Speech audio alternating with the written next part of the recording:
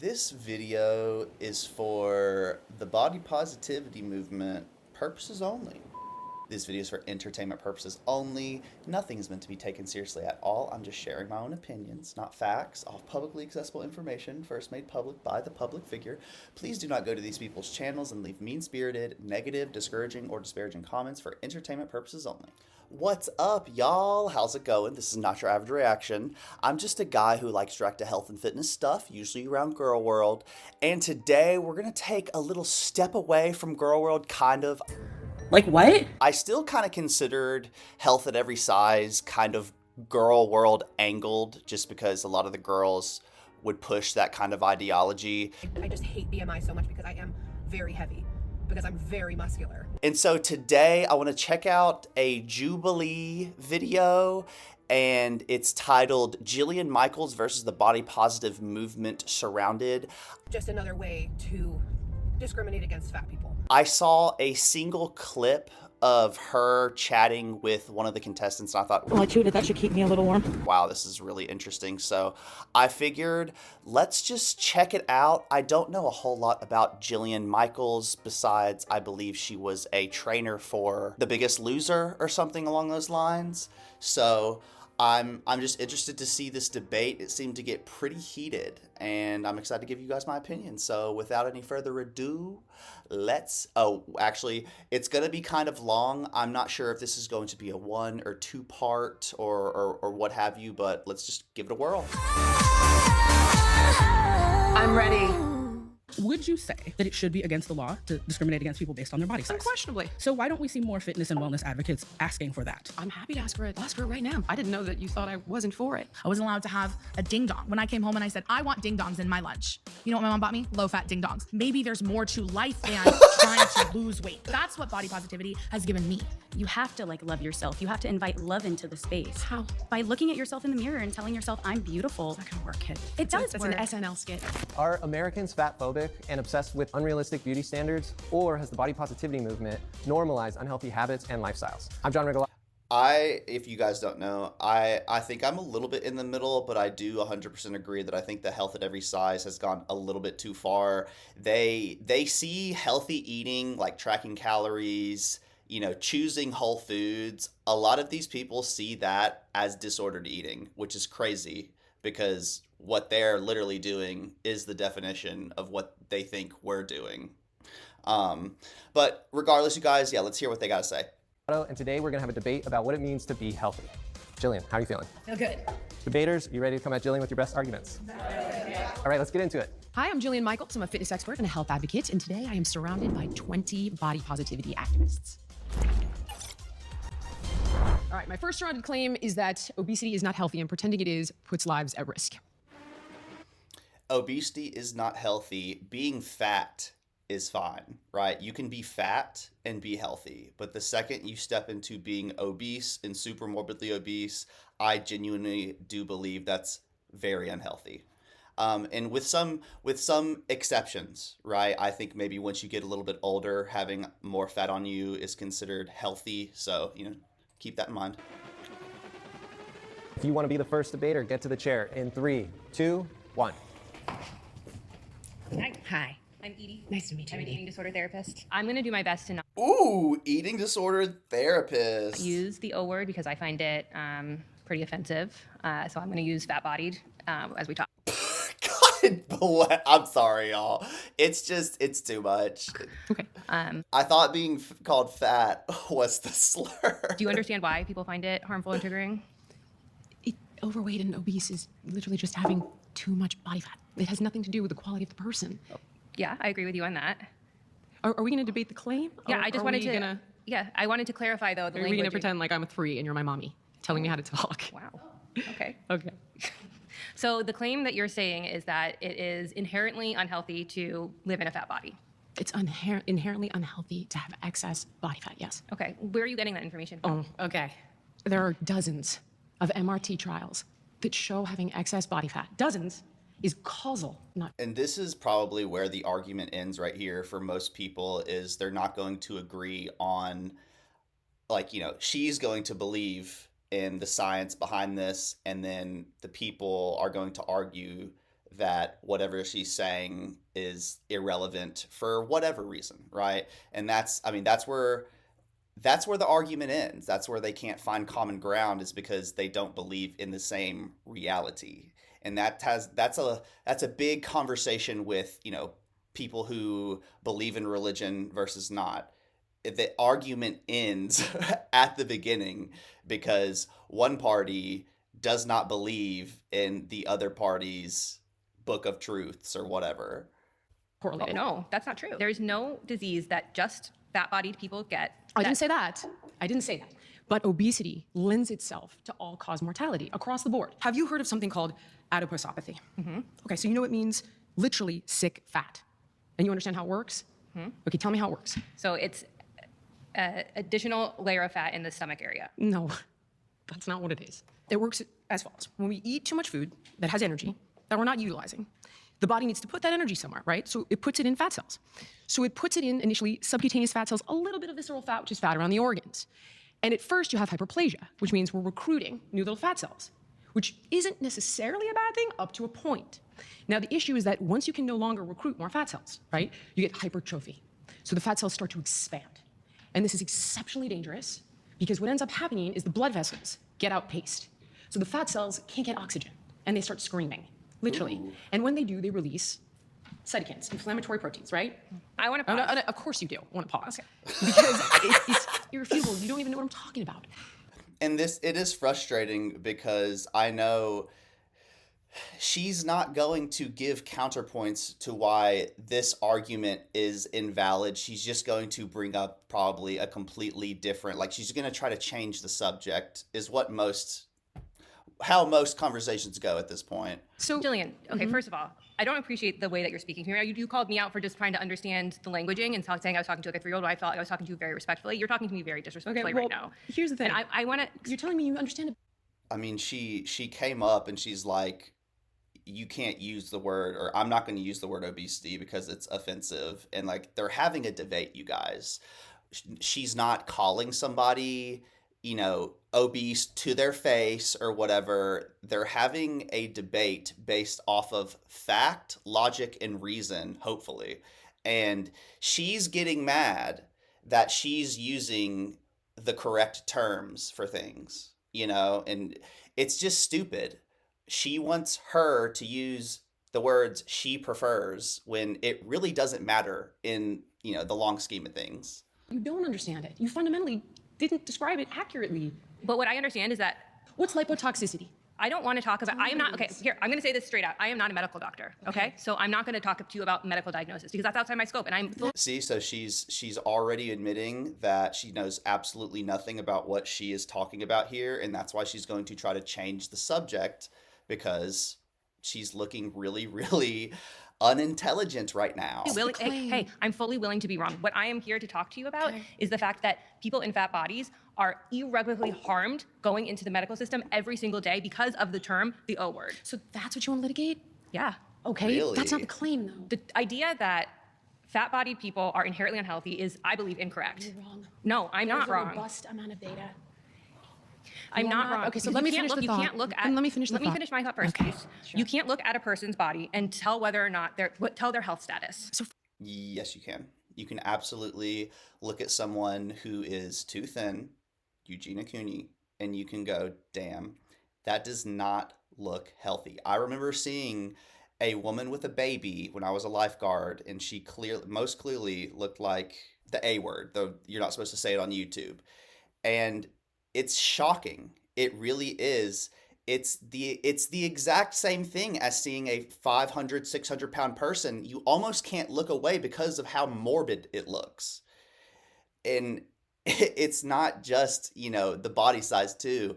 When you're too thin for whatever reason, it's not just the boniness. A lot of the times they will lose teeth or have rotted teeth because of the acid from the stomach coming up. You can't tell everyone's for sure. And there are 100% always exceptions to the rule. Usually there are. I've seen a lot of, bigger, what I would consider fat athletes that are way more athletic than me, right? That have way more skill or what have you. But on average, yes, I would say you can tell upwards up to 95% based off of, how they look, how they appear. That is an endocrine organ. When it overgrows, it does wreak havoc in the body. I didn't finish telling you what happens. So when the oxygen can't get to those fat cells, they'll die and they'll rupture. And then the immune system starts dumping macrophages in to try to clean it up. But do you know what's But they even more can't clean it unhealthy up. is weight cycling. And as we talked about earlier, I mean, except for It's just the way she wants to switch up so bad, she's not letting her finish what she's even trying to say. It's so disrespectful. Like, God bless, you're let her people who finish have- the sentence. If you want to talk about that claim, we can. The claim is. So then what are that you supposed having- to do though? So let's say this person is in a fat body and they are inherently unhealthy, right? We're telling they're unhealthy because they're in this The fat vast body. majority What are of they supposed to people Will do? be more significantly more prone weight. to all-cause mortality. For me, Intentional weight loss fails 95 to 98% of the time. So what tell is me the why though? You would probably know this better than me. because weight is not Because of failure to stick to the protocol. Because people do not follow what they are fucking supposed to do. That is exactly why diets fail. Most diets work, you guys. Even the fucking cabbage soup diet, as unhealthy as it is, if you follow that shit, you're gonna lose some weight. an individualistic pursuit. You narrow it down to this idea that it's causal, like that they're just not trying hard enough. But that I is didn't say that. It's multifactorial. Obviously, it's multifactorial. A lot of it comes down to laziness, in my opinion. But a lot of it can stem, I think, from childhood and how you grew up. And yeah, it's really, really hard to break out of routines, but you just gotta want it. That's all I gotta say. You got to want to. Unquestionably, a lot of people lose weight. You gotta want it so bad that every single time you fuck up, you think of 100 ideas so that you don't make that same mistake again. That's wanting it. Wanting it is making changes after you mess up. Wanting it is not throwing your hands in the air after your third failed diet and saying, you know what, I'm just gonna live like this. Like, that is so, set yourself up for Take a step back failure. on. Are we in agreement? Yes. Okay, great. Why do you think? Okay, we gotta pause there. God damn it! All right, I'm sorry. John, I'm getting somewhere. Yeah, but All right. voted out by the majority. Please return to your seat. Okay. Hello. Hi. I have lived in a fat body for like as long as I can remember. And I've known very many fat people. And I don't think any of us, the people that I know, I can only speak to the people that I know, I don't think any of us are pretending that we're okay with it. What I want to say here is I live. I mean, that's fine from her perspective, but I mean, from the internet and probably some of these people that are going to come up and talk, I'm sure they're going to very much pretend that it's not an issue. With autoimmune disorders, I live with chronic illness, and I'm also neurodivergent. And this is, the body positivity movement has made it so that I can tolerate this life. I can find ways to thrive, even still. But I'm not pretending that this doesn't bother me. And by bother, I mean that it doesn't hurt to carry my weight. I'm willing to concede with you that carrying around extra weight is harder. It is. But it must be done. I don't know that I agree with you. Okay. Tell me more, please. Well, tell me why you think it must be done. What Because I've worked really hard to not have this. does that mean? See, like, and it's just this, it's this denial, right? Every single one of them, not everyone, but a lot of them are going to say, oh, I've tried so hard. I've tried everything. I've tried this diet. It's just nothing's ever worked. I'm the anomaly. I'm the scientific 1% that weird things happen to, and I just really can't gain weight for this reason or that reason. It's like, really? Really?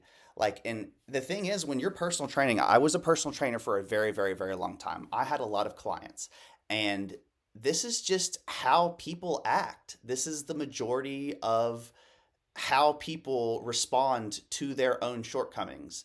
And every single time when people go, I don't know what's going on, you know, I send them to the damn doctor. Go get your blood work done. This is really serious. If you're following the diet how you say you are and you're still gaining weight, this is very serious. You need to go get your blood work done. We need to figure this out as soon as possible. Like, and there are like PCOS, and I think there's some thyroid issues that can definitely make it harder, and premenopausal, postmenopausal, being a woman in general, like it all makes it harder, but it doesn't make it impossible. Like you beat yourself up in the gym or something? No, I don't. That's not fun. No, I'm not. I'm just trying to understand what you mean. What I mean is that I grew up with a number of undiagnosed conditions, and even I can think back to like middle school, and I couldn't keep up when the PE teacher would make us like run laps, and I'm like, this is physically aching me, and I didn't understand why. And I didn't understand why because I grew up with a single parent, undocumented single parent. We were bound to the medical system that we had access to. I understand. I've done what I needed to do a number of times to try to lose weight. What did you try? Tell me. I've worked out at the gym. I've tried to do Pilates. Even yoga. Okay. Even yoga hurts me. Okay, so the exercise causes you pain. So she's tried exercise to lose weight. Exercise isn't a great way to lose weight. It is a supplement to your weight loss. It is a way to make you feel good. It's not the main driving factor of your weight loss. That has to be a caloric deficit. You have to address the amount of food that you're eating. The exercise causes condition. Okay, no problem. I'm with you. Dieting, for example. Okay. That doesn't make any sense to me. I don't think that food makes very much sense to me in my neurodivergent brain. This is where mechanistic eating. And so, yeah, that's where you have to educate yourself, because I totally get not understanding things. I'm a person that is just perpetually confused. When people explain things to me, half the time I think the exact opposite of what they're saying. And I get it. I totally get it. You have to view it as like, we have to relate it to something that she knows. If she's a car person, relate it to the fuel in your vehicle, right? There's some way for her to make it click. It's just numbers. It's energy. Food is fuel. Food is the energy. And if you give it too much, things will happen in the body. It's just like math. Actually helps people who are neurodivergent, and the research supports that because it doesn't. Yes, that is exactly. If you consider ADHD to be neurodivergent, I'm a neurodivergent person. I've always said exercise helps regulate my emotions. It helps me feel normal, regulated. And that's why I fell in love with exercise, is because I noticed how much it helped me mentally. I don't know. It's just there's something about moving your body intentionally, having a 1 hour where you're not looking at your phone. Like, there's something very therapeutic about that. I can't stress that enough. Okay. In other words, it's like you eat on these schedules and you eat these foods and you eat this much, hence the concept, right, of mechanistic. I don't like that. I understand that you don't like it, but you'll have to decide what you don't like more. Carrying the weight or the mechanistic eating? Because it actually could be helpful. There are other ways forward, but you told me you tried them.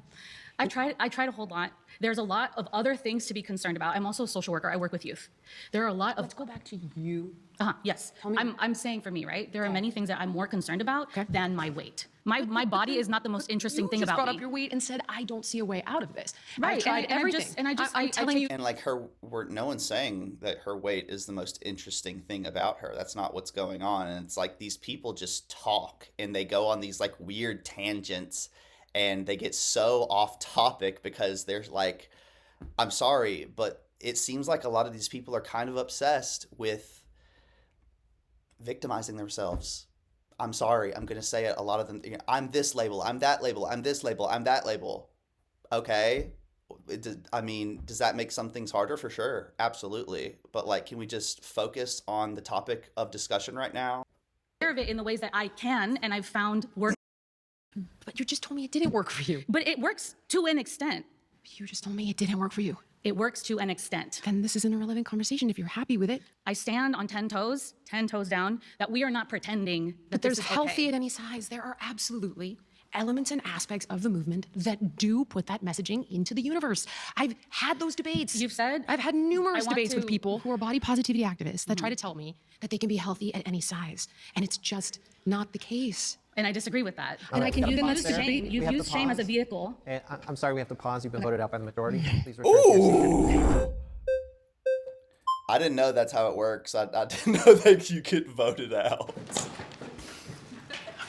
What I'm curious about is if you care about people's health and you have people in front of you, and I'm sure you have people online who are telling you that the body positivity movement, or I prefer body liberation, body justice, body acceptance, body blah, all the good shit that we like, actually increases their health, then I don't understand your debate. Like, what are you debating if the fat people are telling you it makes their life better? I'm debating their physical health, and I'm debating the people who claim that you can be physically healthy. Right. Like, if they claim I'm mentally healthy, good for you. That's not something that you can really measure and, you know, objectively look at in a objective perspective. So this is how they want to do it. At any size. Okay. Do you think you can be physically healthy and mentally unhealthy at the same time? Of course, but that's not the claim. Okay, sure. I think the part where I get stuck, I am a mental health professional. I work with people from a body liberation standpoint. I work with people in all shapes of bodies. What I know to be true from my experience is that body positivity, body liberation helps people take care of themselves. It's very difficult to understand why you think somebody is going to take better care of a body they hate. Like, why body positivity would not inspire people to take better care of their bodies. You're strawmanning my argument. I never said you should hate your body. In fact, No, you you should. didn't. Okay, so I don't think that. What I think is that there are people in the movement who have co-opted healthy at any size, and it went from access to healthcare to quite literally meaning for them that you can be healthy at any size. Exactly. And I support having access to healthcare at any size. That's so important. 100%. I love that idea. That's not true. Okay. I mean, the studies show that if you're very, very, very, very thin, or your body is very, very, very, very big, it is. The studies. I hate it when people say this. Link it, cite it. If you're going to say the studies, you better know it well enough to give it off the top of your mouth. I want to know by who, what university, you know, I want to know all about it so I can look it up for myself and come to my own conclusions as well. More difficult to be healthy. That is absolutely true. But then you agree with me on this point. I don't, because I don't think body positivity is the dangerous thing. I think hatred of fat bodies and people hating themselves and people living in self-loathing because they've been taught that their body is the wrong shape, that's the danger. Both can be true at once. So let's look at this, right? So the first thing we would want to do, obviously, is incentivize somebody. So it's like, okay, what's the why that's going to allow you to tolerate the how? But hold on. That's the positive, that's the inspiration piece. Okay, now here's the issue. If that piece, if all the things that they get out of it don't serve them as much as the things they're getting out of being overweight, and it does provide quite a lot, I can give you an example, then they're not going unconsciously, they will sabotage the change. Can I give you an example so you'll understand it? Okay, there was a kid that I worked with on Biggest Loser, 18 years old. Okay. He shows up with his dad, Ken. They both lose like 100 pounds. They go home, and they're visiting their family. It's the holidays. Doors fly open, and there's mom. And mom starts crying. And she's not crying tears of joy. She feels like they're going to abandon her, like they broke the contract, like they've outgrown her. And she becomes sad and she withdraws. So what does the 18-year-old do? He starts eating with mom again. What does the food provide him? A connection with his mom. I had something similar with my dad. It was one of the ways that we connected. Food provides a lot of people with a lot of different things. Yes, you cannot eat and not have your parasympathetic nervous system turn on at the same time. There's no such thing as not emotional eating. It's fine. It's good. It's great. Food is great. But what I'm trying to show you is that... Why is she talking about her parasympathetic nervous system during this conversation?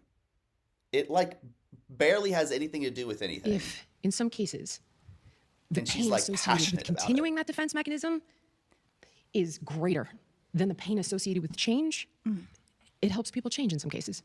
Not in the long term. And I Can we struggle. pause there? agree Sorry, you've been voted out by the majority. Please return to your seat. You've been voted out. So earlier you were speaking about how there's randomized control trials that show... Mendelian randomized control trials that have now shown us that obesity is causal to all-cause mortality. Okay, so I disagree with that. I think there's going to be a problem with dozens. This. Good So, fact but check here's them. why. So, see, a large meta-analysis in JAMA increased all-cause mortality. It looks like they gave some sort of, like, citation. Because you can disagree. No, but let me please let me hear me out. Okay. So the reason why is because... And again, this is the conversation's already dead because this person doesn't agree with this person's version of reality. And so they're inherently never going to agree on most things. It's just not going to go anywhere. School for 6 years, studying nutrition, weights, all the stuff. And we can't keep... lipotoxicity is. It doesn't come off my curriculum because it's bullshit. Because it's a TikTok thing that's like, cortisol face or whatever. It's but not, please, just listen to me, studies. it is not bullshit. Back to It's the studies. ectopic fat. But can we just it's stay, when because you keep fat sidestepping ends and then we up- can never I'm not get anywhere. sidestepping, this is the claim. Okay. And yeah, she is denying scientific fact, scientific reality. is she actually, does she actually have the certifications and degrees that she claims, or was it all online, I don't pay till I pass type of situation type deal? Okay, the claim is that obesity is unhealthy. Lipotoxicity But the is reason- not bullshit. It is the definition of ectopic fat. It's When funny it never fat came up in gets 6 years of a deposited- professional accredited undergrad. What's fatty liver disease? I know what fatty liver. I was a What clinical is it? dietitian in a That's hospital. lipotoxicity. Okay, Okay. so- When fat is in the liver, when fat is in the heart, when fat gets deposited in the brain. Yeah. That is lipotoxicity, and it happens when the body has no place to put the excess energy anymore. Okay. It is irrefutable that that is bad for your health. Can we just go back to the correlation doesn't equal causation? So you're saying there's causal study. So after that, you proved that what I'm saying is a complete lie. Let's go back to causation versus correlation. Right? Yes, Okay. MRT Gotcha. studies You that can- show. The acronym's great. Okay. So my thing is, the reason why we cannot show that the fat in and of itself leads to the negative health outcomes is because we cannot keep a human in a lab and control every factor, but have the only my thing that's God. different. Mendelian randomized But can you control just trials. listen? So a person that inherently eliminates. And we've seen people live their whole life, though. At this point, we have so many hundreds of thousands of people, millions, billions, that have lived their whole lives obese, and that can give you a little bit of information. You don't have to be in the lab your entire life in order for things, in order for you to learn something. Any conflating factors because they're based on genetic predispositions coupled with But can I lifestyle. just share, Okay. a person in a larger body has experienced things that we can't undo from the fat. So for example, they might have negative health outcomes because every time they go to a doctor, instead of being given an evidence-based treatment, like I have unearned thin privilege, I go to a doctor, I say, my stomach hurts, I get a full You're workup. basically saying the earth is flat. Are you trying to tell me that no, having I fat just- in your liver, I just wanna talk having about- fat in your heart, having fat deposited in your brain is healthy? No, I just want to talk Okay, about... so no, you're not trying to say that it's healthy. She's trying to change the subject, and she's not even claiming anything. No one's denying the fact that a lot of the times when fat people go to the doctor, that you're going to get told to lose weight. Now, if you have serious health outcomes and they're not looking in depth, a little bit more, you should be an advocate for yourself and push for things that you feel like that you need. But when being overweight is a cause mortality for a shit ton of stuff, they're going to tell you it's probably in your best interest to lose weight. You will probably feel better in a lot of different aspects if you lose weight. Not saying it's a cure-all, but saying it will definitely help in some aspects of your life. No, I'm not trying to tell you that, is what I said. I was never talking about the health of it. Okay. I'm trying to say everything you're saying is hinging on this idea, and it's a problem that we disagree on it, that it's the weight in and of itself that leads to the negative health outcomes. You're saying this MRT totally is... Fat is an But she's saying the fat. She's not even saying the weight. She's saying the fat. I know, but can you... It What about... releases, it destroys. And she's talking about fatty liver and things like that. And I don't know where she's trying to go with this. I really don't. She keeps trying to use the fat fat acceptance talking points, but it's just not working because she does not believe in that version of reality. Is your hormone balance. It creates insulin sensitivity. What about when the fact- body has too much fat, it releases insane amounts of different. I just wonder, have you heard of social determinants of health? Tell me about it. Okay, social determinants of health, a group of factors that impact someone's health outcomes. Okay. That are things like your healthcare access and quality, neighborhood and built environment, things like your stress levels, socioeconomic status. Okay. And here's the thing. A person who's fat or lives in a larger body, we can't take away that person has probably experienced higher stress levels their whole life from experiencing marginalization every corner, from shows like The Biggest Loser to the doctor's office. Okay. We can't take away that they haven't been given evidence-based health options because when they go to a doctor, they're told to go lose When weight. fat gets deposited in But the you're brain, not answering what I'm how saying. I'm confused. Are you suggesting these are the reasons people become overweight? No, I'm suggesting that a person could be in a larger body and be perfectly healthy based on Do their you realize lab, that their only cholesterol. 7% of people who are classified as And while that may be true, she's talking about a 0.1% outlier. And in some cases, you guys, what's considered healthy for somebody like Foodie Beauty and Amberlyn Reed would be considered, a major health crisis for the majority of the rest of us. I think it really depends on your own perception of things too. overweight or obese, call it whatever you guys feel comfortable with, only 7% are classified as healthy. Say that was true. Say we I knew can, for I can certain. go grab the data for you right now if you Okay. want. Say we knew for certain that it was unhealthy. That what you're saying is true. And then, here's the but classification. even then, we'd be in this place where 7% is a lot higher number than I would have thought. okay, so what do we do? Are we going to send someone down a path of trying to lose weight and then gaining and trying and gaining? And we know that weight cycling in and of itself bad for the heart. They always bring up this trying and failing, trying and failing. Well, what if they don't fail? What if we figure out something that they actually are successful in? Like, these people have this mindset of it's literally impossible. It's impossible. If you diet, you're going to fail and you're going to weight cycle. It's impossible. And that's not how you need to view things. No, it's not. It's not impossible. It's hard, but it's not impossible. Bad for insulin, bad for the What do brain, we do? bad for all the things. We work with that individual. That's what I do in my private practice. Well, that's wonderful. Yeah, and I don't encourage weight loss because it's unethical. I disagree. I mean, it just depends. It just depends. Not encouraging weight loss for somebody who is super morbidly obese sounds really unethical to me. Encouraging somebody to not lose weight is not extending love. It is extending self-disrespect and hate. If you love somebody, you want them to live a long and happy life. You want to set them up for success.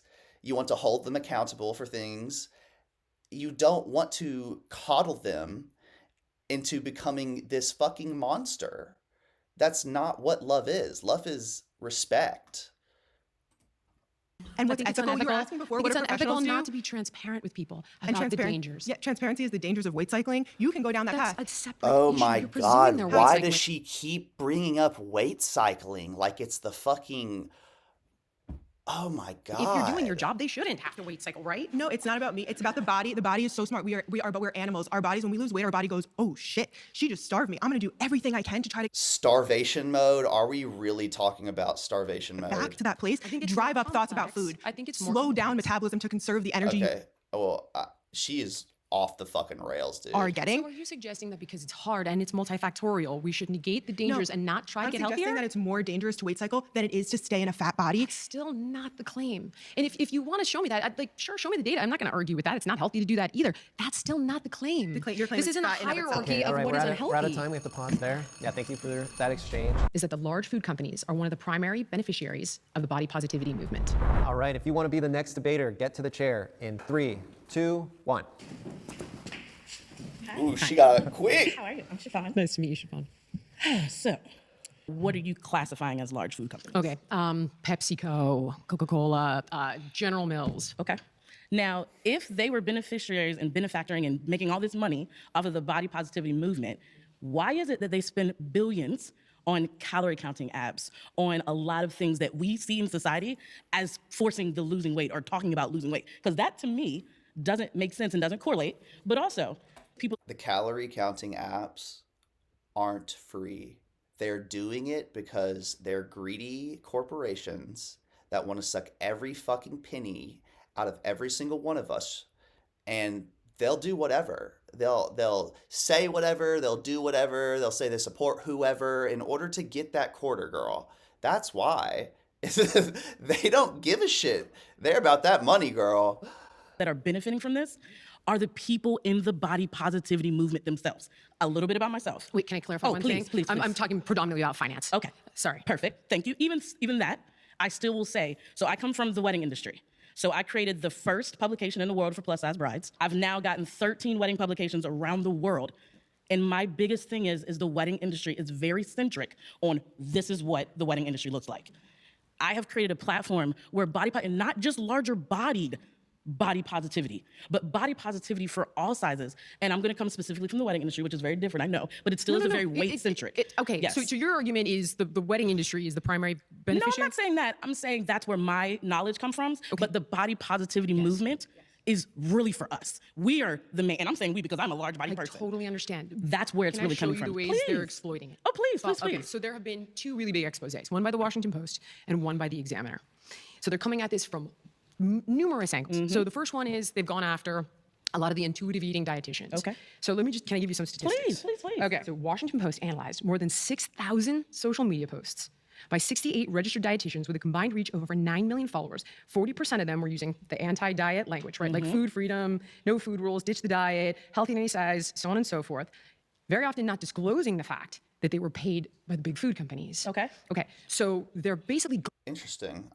going after the intuitive eating dietitians. I can give you Abby Sharp. That's okay though. But I want you. Oh my God, Abby Sharp. What a name, you guys. Oh my God. So like I used to watch this vegan YouTuber, I think it's the Unnatural Vegan, and she would like talk ish about like Abby Sharp and a bunch of other like raw vegan YouTubers and stuff like that. Oh my God, I haven't heard that name in forever. Listen, yeah, and she's a fucking grifter, girl. Yeah. They are doing that. Yes. But the aspect that the body positive movement is really for us, that is not even anywhere we need to equate into it. It Don't really agree is. with you when And they're that's using fine. your movement. But do you, and I'm gonna say this clearly and for right now, I don't care who uses my fucking movement. I want the movement to be there. Okay. And that right there, they can take it. It's marketing and sales 101. Of course they're gonna use the fucking movement. But then because why they're can't you guys say you don't get to co-opt our movement? That's not for me to do. I don't care about that. The thing is we don't care. should. But it's not about we should. We are doing what we're doing because this is our family. This is our world. There are It people. doesn't I don't even know what this woman is trying to argue. I think she's just enjoying raising her voice. matter They're about what. exploiting Do you your think I family. can? But the thing is, we don't care. We are the movement. But there are a lot of people that are being hurt by this. And these guys essentially are engineering food to be addictive. To quite, And you know what? And I will say this. I will Okay. say this. Yeah. I will give you the claps on that. I will say yes, that is true. But what I do want to say is that it happens all the time. A movement starts and someone comes in and takes it, and someone comes in and comes in it, and someone comes. Yeah, you need to not let them co-op it, girl. and don't runs with deny it, you But just don't care, is what you're no, saying. I'm saying it's fine for them to do that. But the bigger issue that I want you to realize is that the body positivity movement is ultimately for us. If someone wants to come and get on our coattail, that's perfectly fine. But for us, it doesn't need to go away. It doesn't need to go no one's anywhere. asking it for it to doesn't go away. But I'm it is being- suggesting So the argument is large food companies are one of the primary beneficiaries of the body positivity movement. I don't even know what we're talking about, girl. I see. There's a suggestion. Okay. I like it. I like the Okay, suggestion. I'm suggesting that it could evolve, that you guys could call out when you're co-opted, that you could centralize messaging so that it's not all over the place. Now that, Jillian, right? I am not opposed to. Okay, I'm not opposed to but that. I'm not saying it. That's not a claim. No, but the thing is I want you to know who the true beneficiaries are. You're saying that they are the main I'm beneficiaries. speaking financially. Yeah, and I that's apologize. Okay, and that's okay. But you're saying the claim says that the large food companies Yes. are the main beneficiaries of the body positive movement. That is not correct. I understand. Because we are the main people. We are the main beneficiaries So- of the body. So she's thinking of it from a financial standpoint, and she's thinking of it from an emotional standpoint. And they're both right? So the primary beneficiaries, like the ones who like get the most out of it mentally, are totally people like her. But the people who are undeniably making the most money out of this movement is totally the large corporations. So I think they're both, again, it's like this happens with most of these debates is people just disagree on what's going on in reality, and they'll just never find a common ground. Positive movement. If someone wants to come and get on our coattails, go ahead. Disagree do with you on that. I And think that's a okay. mistake. And that's okay. I think that you guys could tell them, you could expose what they're doing. Like, can I read you something else? Please. Okay. I'm here Let to me- can I hear. just show Just you like, this is a how great dialogue. diabolical this is, okay? I have a friend that's on the inside. He sent me this. He goes, I just want to show you the ways in which this is being inside of I can't say that a big food You got complex, it, yes, exactly. yes. Okay, so here's the intentional message overlap, right? So healthy at every size. Quote, you can be healthy in any size. Corporate benefit. Removes health concern barrier to sales. Stay with me, okay? Dieting doesn't work. Protects snack foods from being cut. Healthy in any size. Weight and health are unrelated. Corporate benefit. Deflects from products causing obesity. Healthy at any size. Weight stigma causes disease, not weight. Wait. Okay, I'm gonna let you Okay, I'm finish. just showing you. This is What I an want internal. to bring, what I would love, and I'm saying love because I want it, but I love it more. If there is such a resistance to the body positive movement, and I'm speaking specifically kind of from your me? standpoint, Okay, yes. yeah. If there's such a resistance to the body positive movement, why are you letting them take money from you? Wait, where's the is it- resistance? I'm Well, I mean, telling you- resistance I'm of telling you. acknowledging or saying that Okay, so she's not even following up with what she was just previously talking about. She's trying to like switch up and kind of like change the subject again, and this is starting to get really annoying. it's actual, that it needs to be. I think that I think that intuitive eating is a goal not a treatment plan. I think that having access to health, which is what health at every size was initially intended to do, I think all those things are important. I think, unfortunately, the fact that the movement is decentralized and it's prone to being co-opted, it can do harm in the ways that I have shown you. And that's what I'm saying. And that we could agree to. I would agree We with got to that. pause there. That's good. We got to pause there. You've been voted out by the majority. Well, I really appreciate this. Thank you. Thank you. Man, it's just like we're getting absolutely nowhere. You know, no one doesn't feel like anyone's getting anywhere close to changing their perspective on reality. So I really want to focus on what you've just been saying about the co-opting of the movement, because what you seem to be critiquing is the people who've co-opted the movement, not the people who actually built the movement, not the people who actually are the movement. So the idea that What is the movement, though? So the thing is, Well, I don't want to name names, but there are many, influencers who have said these things. So who's the movement? Influencers and activists are not necessarily the same thing. We were allegedly God invited here as bless. activists Here and we advocates. go. Not always the same thing, right? I don't influencers are. disagree, but it's become, as I mentioned, a patchwork quilt of like, I'm an activist, I'm an influencer, I'm a dietitian. It's whereas like when you look at something like AA, Well, let me very guide you to clear. something very clear about the Health at Every Size movement. Health at Every Size is actually a registered trademark of the Association for Size Diversity and Health. I know. So when people are misusing that, I know we that. are a movement that doesn't have the same resources as the health and wellness industry or the health and wellness grifters or the major food industry, right? We don't have those same resources to fight every time somebody misuses our terminology, our philosophies, our practices, our values. But there are some of us out there who are doing that, right? I never see the caveats. I never, ever see the freaking caveats. So one But thing maybe is- today, maybe you can help amplify some of the caveats. I am doing that right now. Okay, so let's go to the claim. trying. The claim that body positivity is primarily benefiting big food companies. I mean If that's- financially. I got it. Because individual benefit, I can't, it's not quantifiable. I'm talking about the way Right. these bastards are manipulating this message Right, to okay. do things that I think are And very you know what's unethical. interesting is she is trying to frame this in a way where she is on their side, right? She's trying to be like, look, these corporations, these evil corporations have co-opted your movement that had a good meaning, and they are, sabotaging your success. And it's like these people just refuse or just don't want to see that, which is interesting because you would think that a lot of these people are like anti-big corporation. So if body positivity is feeding their profits, will we see their profits reduce as this pendulum swing away from body positivity continues to go back to the, like I get asked all the time as the director of NAFA, is body positivity over? Is body positivity over because of Ozempic? Is body positivity over because of MAHA? Is body positivity over? Part of my argument is it depends on what you're in body positivity for. If you're in it for systemic change, it ain't over because the system ain't changed, right? But I do concede the point that like we are moving away from some of what we saw as body positivity for the last 10, 15 years. And what do you mean by that? As we Sorry. move away from that. It's less popular, it's less I trendy. understand. We're Okay. moving more towards a thin-centric ideal again, or leaving behind. We've labeled body positivity DEI, and we're turning away from that. Whatever. As we move away from that, are we going to see the profits of these food industries drop? Well, you are. Why would you need to make food genetically? Something that I don't really hear a lot of people talking about is like co-opting these types of movements on social media, like indirectly. So like if you want to instill a horrible culture in a country, what you could do is you could find the most just belligerent, ignorant, terrible people on the internet, and you can pump their views up, give them money indirectly, things like that, right? So like a whoa Vicky, catch me outside, how about that?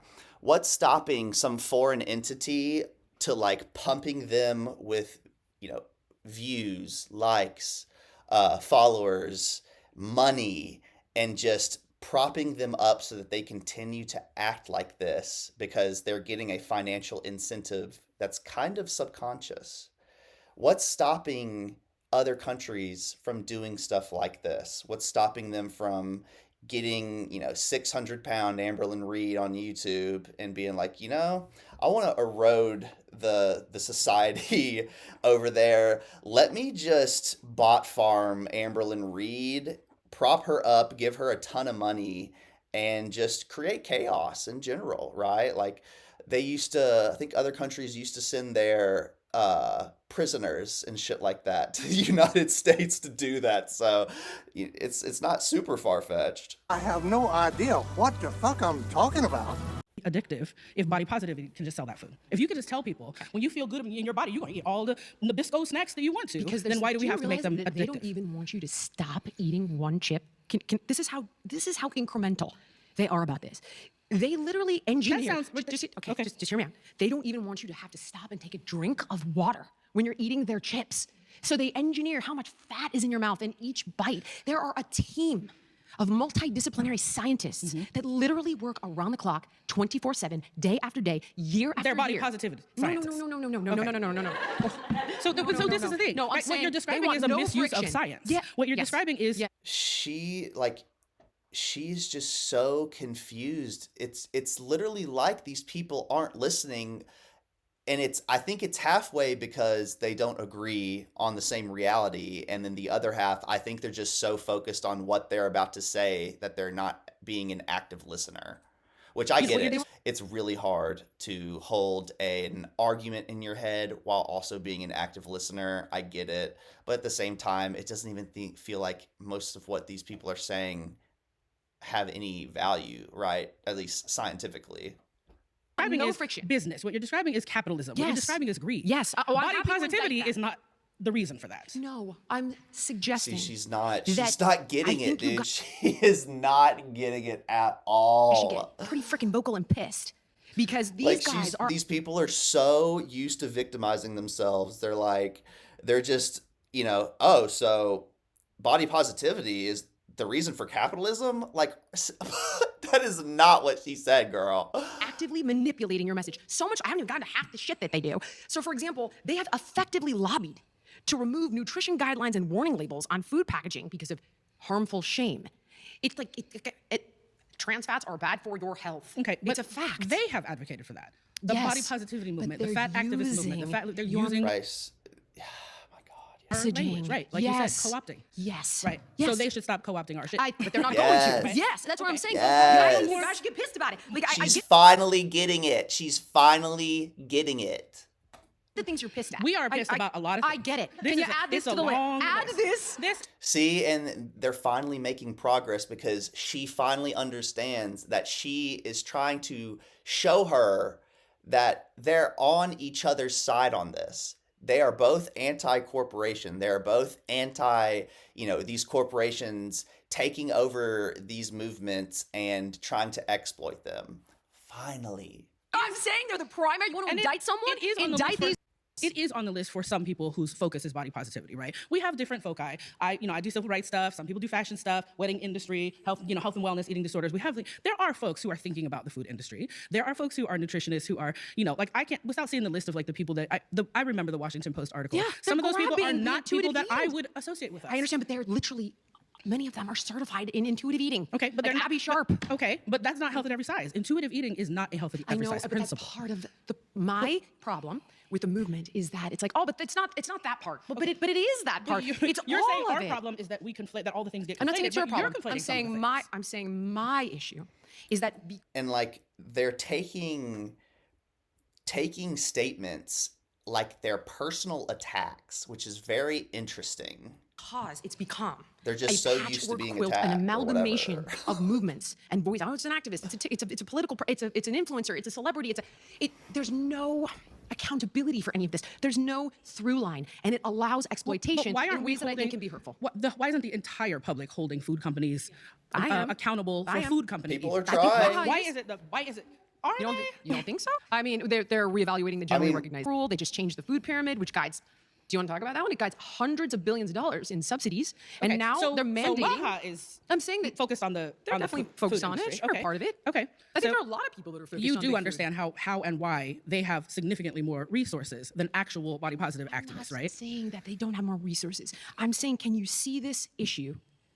What do we do about it? Well, Do you think it's a problem? I think it's a problem. I think there are a lot of problems. I think one of the problems is the assumption that everything that has to do with food and its lack of health correlates with fatness. Because we are saying body positivity. Obesity thing again? Well, no, well, I'm saying we are saying body positivity, and body positivity includes all kinds of ways of being in a body, right? Not just body size. It includes all of the things about disability and skin color and hair texture and all of the things, right? Body positivity. But we really have been coding that in this conversation to talk about body size, right? And you can Are we understand. talking about- okay, I actually didn't think body positivity, to be dead honest with you, I've never interpreted body positivity to be about skin color or gender. That's funny because that's kind of that is what it originally started as, like body positivity was like being positive about the things that like you couldn't change, burn victims, amputees, things like that. And it was co-opted, taken over by what we kind of see today. Or ideology. But some of I the really people never who, did. I didn't. But So some of the if people that's- who if- started body positivity and practice it today and talk about the values that I don't think have anybody meaning for sees them. it that way. I That is don't not think a that's part true. of the movement. I think the general presumption. The general presumption is that it must focus on weight and weight loss because that's a bigger narrative in the culture than But some of that the is other who we are seeing advocate.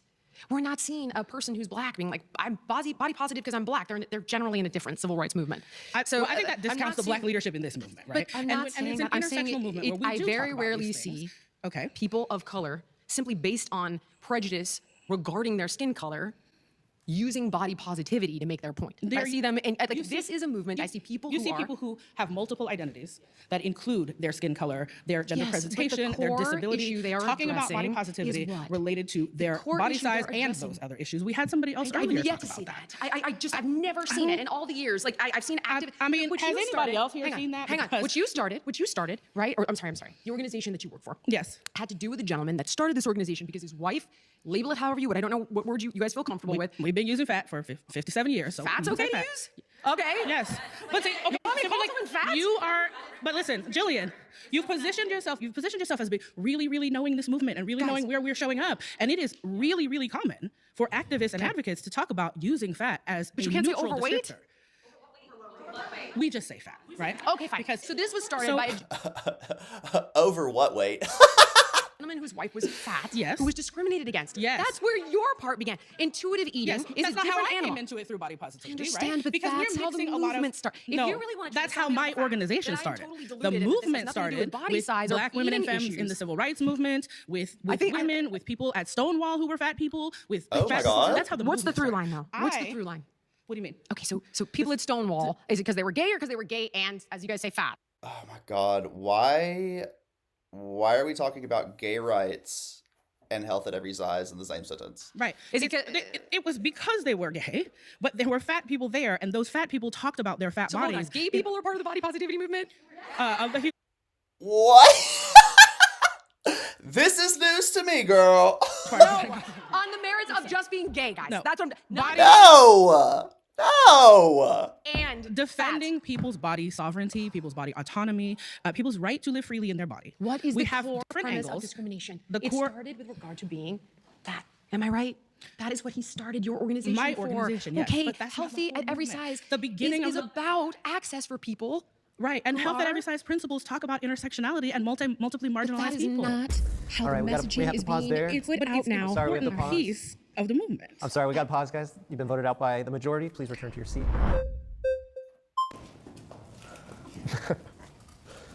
So one thing that I want to clarify, I said it on the sidelines, which I know I shouldn't do, but it's health at every size, not healthy at every size. And you've Oh my God. This girl's back. mentioned Oh that a couple God. times. I think it's important just for the audience to know that, because there's a really big distinction there. Yes, you're absolutely right. And I think it started as health at every size, and I think now it has been co-opted by many or misinterpreted, misused. You don't think so? Okay, I've seen very many people say I can be healthy at any size. Well, I think or that every affects- size. I mean, I think that I've that seen can be- very many people, and I've debated with very many people who've utilized that point. Well, I do. I mean, I personally believe you can be healthy at any size. I don't. Okay, that's fine. I'm not. It's like, again, it's like such a blanket term. You're going to have to literally go and define every single word in that sentence, and then we're going to have to break it down.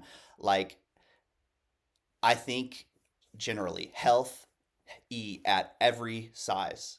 I don't think, like, if you take that statement in general, I think that's false, right? You cannot be healthy when you're extremely malnourished, and same when you're on the opposite side of the spectrum. There's absolutely no way. There's exceptions to the rule, but you can't just blanketly say that you can be healthy at any size.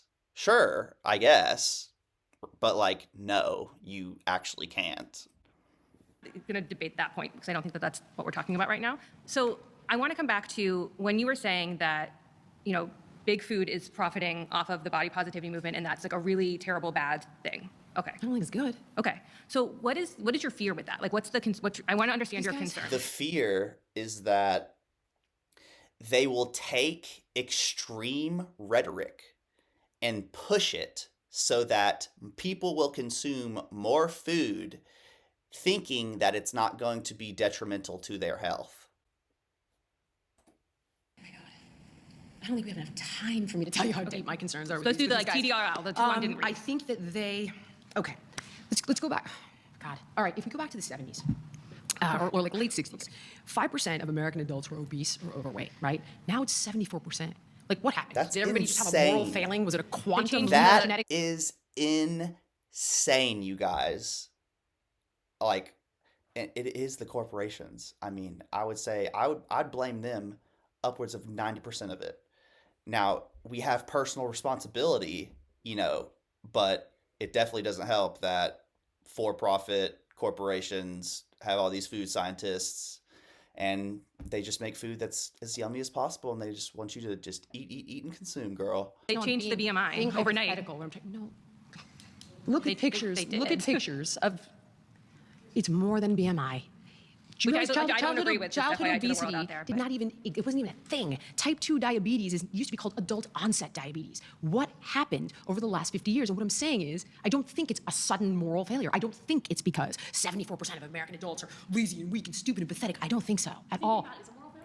No, you're misunderstanding what I'm saying. I think Like, when did she say that? These people are so used to being a victim, they will take, they hear like any word that can be construed, you know, misinterpret, and they're like, is being fat a moral failure? Who the fuck said that? it's not. I think. But you do when think we it's an look at- individual's responsibility when they do become in a fat body? I think that the system is largely rigged, and 74% of American adults are having a real hard time fighting against it for a host of but reasons. wait. Hold on, for a host of reasons. One of those big reasons, one of those huge reasons is big food. And when you look at, But if big food, wait, I want to pause you there because if I know that you're very big. Why in is she so obsessed with countering this big food argument? Why are these people like, it just doesn't make sense to me. Their ideology and what they're arguing does not make much sense. and you're saying they're doing all of this amazing stuff, but then they cut SNAP benefits. And so access to food is such a huge reason for people to be able to have a nutritious diet. So how can you explain that when you're saying that big food is awful, terrible, all of these, align yourself with the movement that cut billions of dollars to people to get access to food? okay, hold on. I'm not saying this movement is perfect, but I would not like to see people, what is called nutrition assistance, I don't think that's soda and chips and candy. Now, having changed the food pyramid, it's calories, it's not nutrition. I do think changing the food pyramid has now mandated that access to the foods on the food pyramid is going to make it more available, and it's going to take the hundreds of billions of our tax dollars that these guys captured in a subsidy flow. The food pyramid is not about guidance for you, me, you. The food pyramid is about grabbing $600 billion over the past 2 decades to grow ultra-processed food from the shitty-ass GMO crops that are covered in poison that then get grabbed by big food and loaded with more poison and then tinkered with so you quite literally cannot eat just one. I think these guys are the devil. I do. I wish that these people would see how passionate she is about, like, she cares about people's health. She cares about proving to these people that these big corporations are trying to fucking kill them in game, in Minecraft. And it just is interesting because I know a lot of these people's ideologies, on average, are anti-corporation. Like, that's just how normally these people operate. And it's amazing to me to even see them defending them on any type of level. It really is. And the Passion. depth of my Right, feeling sure. about this, unfortunately, like, this is what I mean. I don't, if we're going to indict someone, like, when you look at intuitive eating, it's awesome in theory. Feel your fullness. You can't. Absolutely. And I think what she said about that intuitive eating is a goal, it is not a treatment plan. I think that you should strive to be able to not count your calories and just, eat intuitively and be able to maintain your weight like that. That's the goal, girl. Yes. But you got to work a little bit sometimes to get there. You cannot. I disagree with that, though. We're out of time. Thank you. My next surrounded claim is that the body positivity movement oversimplifies disordered eating and trauma. Oh, for sure. I think I said this before, and they think that, like, counting calories, now obviously if you're counting calories in order to be an unhealthy weight, that is unhealthy. But in general, counting calories, watching your weight on the scale is just observing data, and that alone is not unhealthy. If anything, it is healthy. You're being mindful and you're tracking things that you do. Right, whoever wants to be the next debater, get to the chair in 3, 2, 1. Ooh, girl. I'm not going to assume, but I imagine you have some sort of maybe personal experience with eating disorders or disorder eating? Definitely as a kid, would overeat. I wouldn't say binge eating disorder, but I would compulsively overeat. I would eat, have a connection with my father. I would eat to feel a sense of comfort. I would eat to feel a sense of control, without question. And did you feel shame and then go to therapy to work on that, or did you just oversimplify it and then kind of? I didn't oversimplify. I was 13, 14, and 15, so I didn't have the bandwidth to process what was actually going on. I was in therapy for other things that were going on in my household, and I definitely was helped. Okay. So I'm glad that you're able to, go to therapy. That's not something that everyone is able to go to. It's a luxury and a privilege for a lot of people, especially in the United States. I have dealt with an eating disorder since I was 7. That's when it was first realized. It wasn't diagnosed at 7, but it was realized at that point. And my body fluctuated. I'm not going to use numbers because I think there are a lot of people that have disordered eating that use numbers as a metric. And so they'll look at me and I'll say a metric, and then it'll cause someone to have what I like to call a shift in where they are now to where. And like, listen, I think there's obviously good reasons for people to like believe some of this stuff. Like, I don't think it's all inherently bad. To be down like a rabbit hole of disordered eating behaviors. I think that trauma and eating disorders go hand in hand, but they're not exclusive. There are people that don't necessarily have any trauma, but somehow have developed some sort of eating disorder. My eating disorder was something that I had from a really young age and then just worsened because of my physical perception around people. But it wasn't something that innately was trauma-based. I am neurodivergent, and it was never diagnosed until I was, almost 30. So, but that's not because of trauma. That's just because of my neurodivergence. That's how my brain is connected. And so sometimes with neurodivergent people, they have eating rituals, eating routines that are rigid. And so that's where mine came from. So to say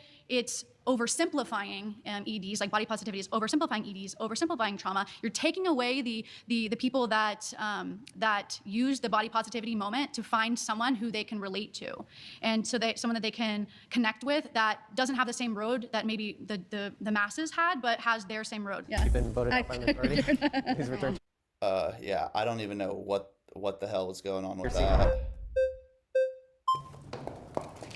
Hi. I'm Summer. How are you? Jillian, nice to meet you. Nice to meet you. Okay, so the body positivity movement actually got me out of my eating disorder, and if that's okay, I would like to tell you a little bit about it. Absolutely. So growing up, I wasn't ever fat. I just have I have large breasts. I have got a condition. Basically, I know you're like, girl, we can tell. Because that would be my dream. That's the only reason I'm having it. I'm sorry. Y'all, she walked up and I didn't want to say anything. I was like thinking, God damn. Not to try to invalidate how you feel. That's okay. That's Sorry, okay. go ahead. So I've got a condition called macromastia. It means that my breasts will just continuously keep growing.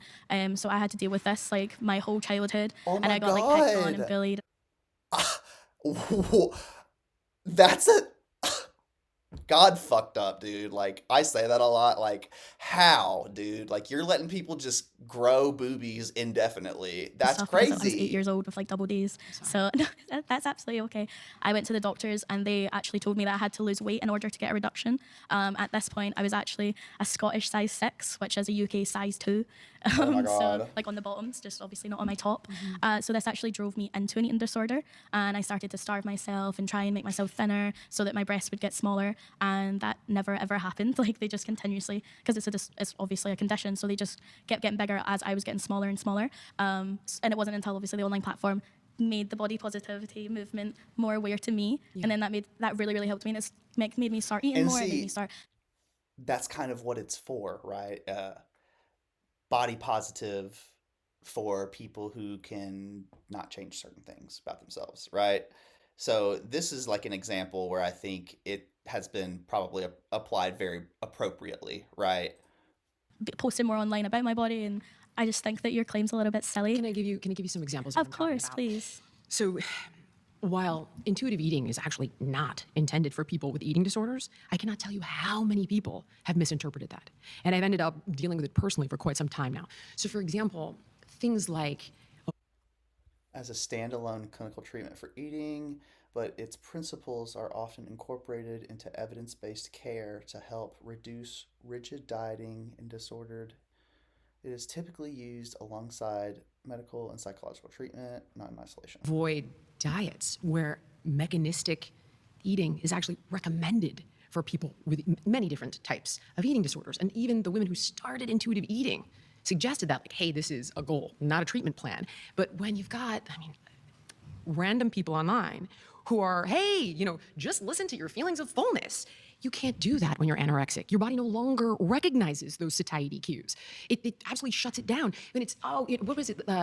Listen to your hunger. Like, you cannot do that if you have binge eating disorder and you're feeding a deeper hunger. It's the fundamental ways in which things like intuitive eating have been misrepresented by the masses. And of course, I understand what it was intended for, but if you think that the vast majority of these people posting on TikTok have read the freaking guidelines of mechanistic eating, I think we're both dreaming.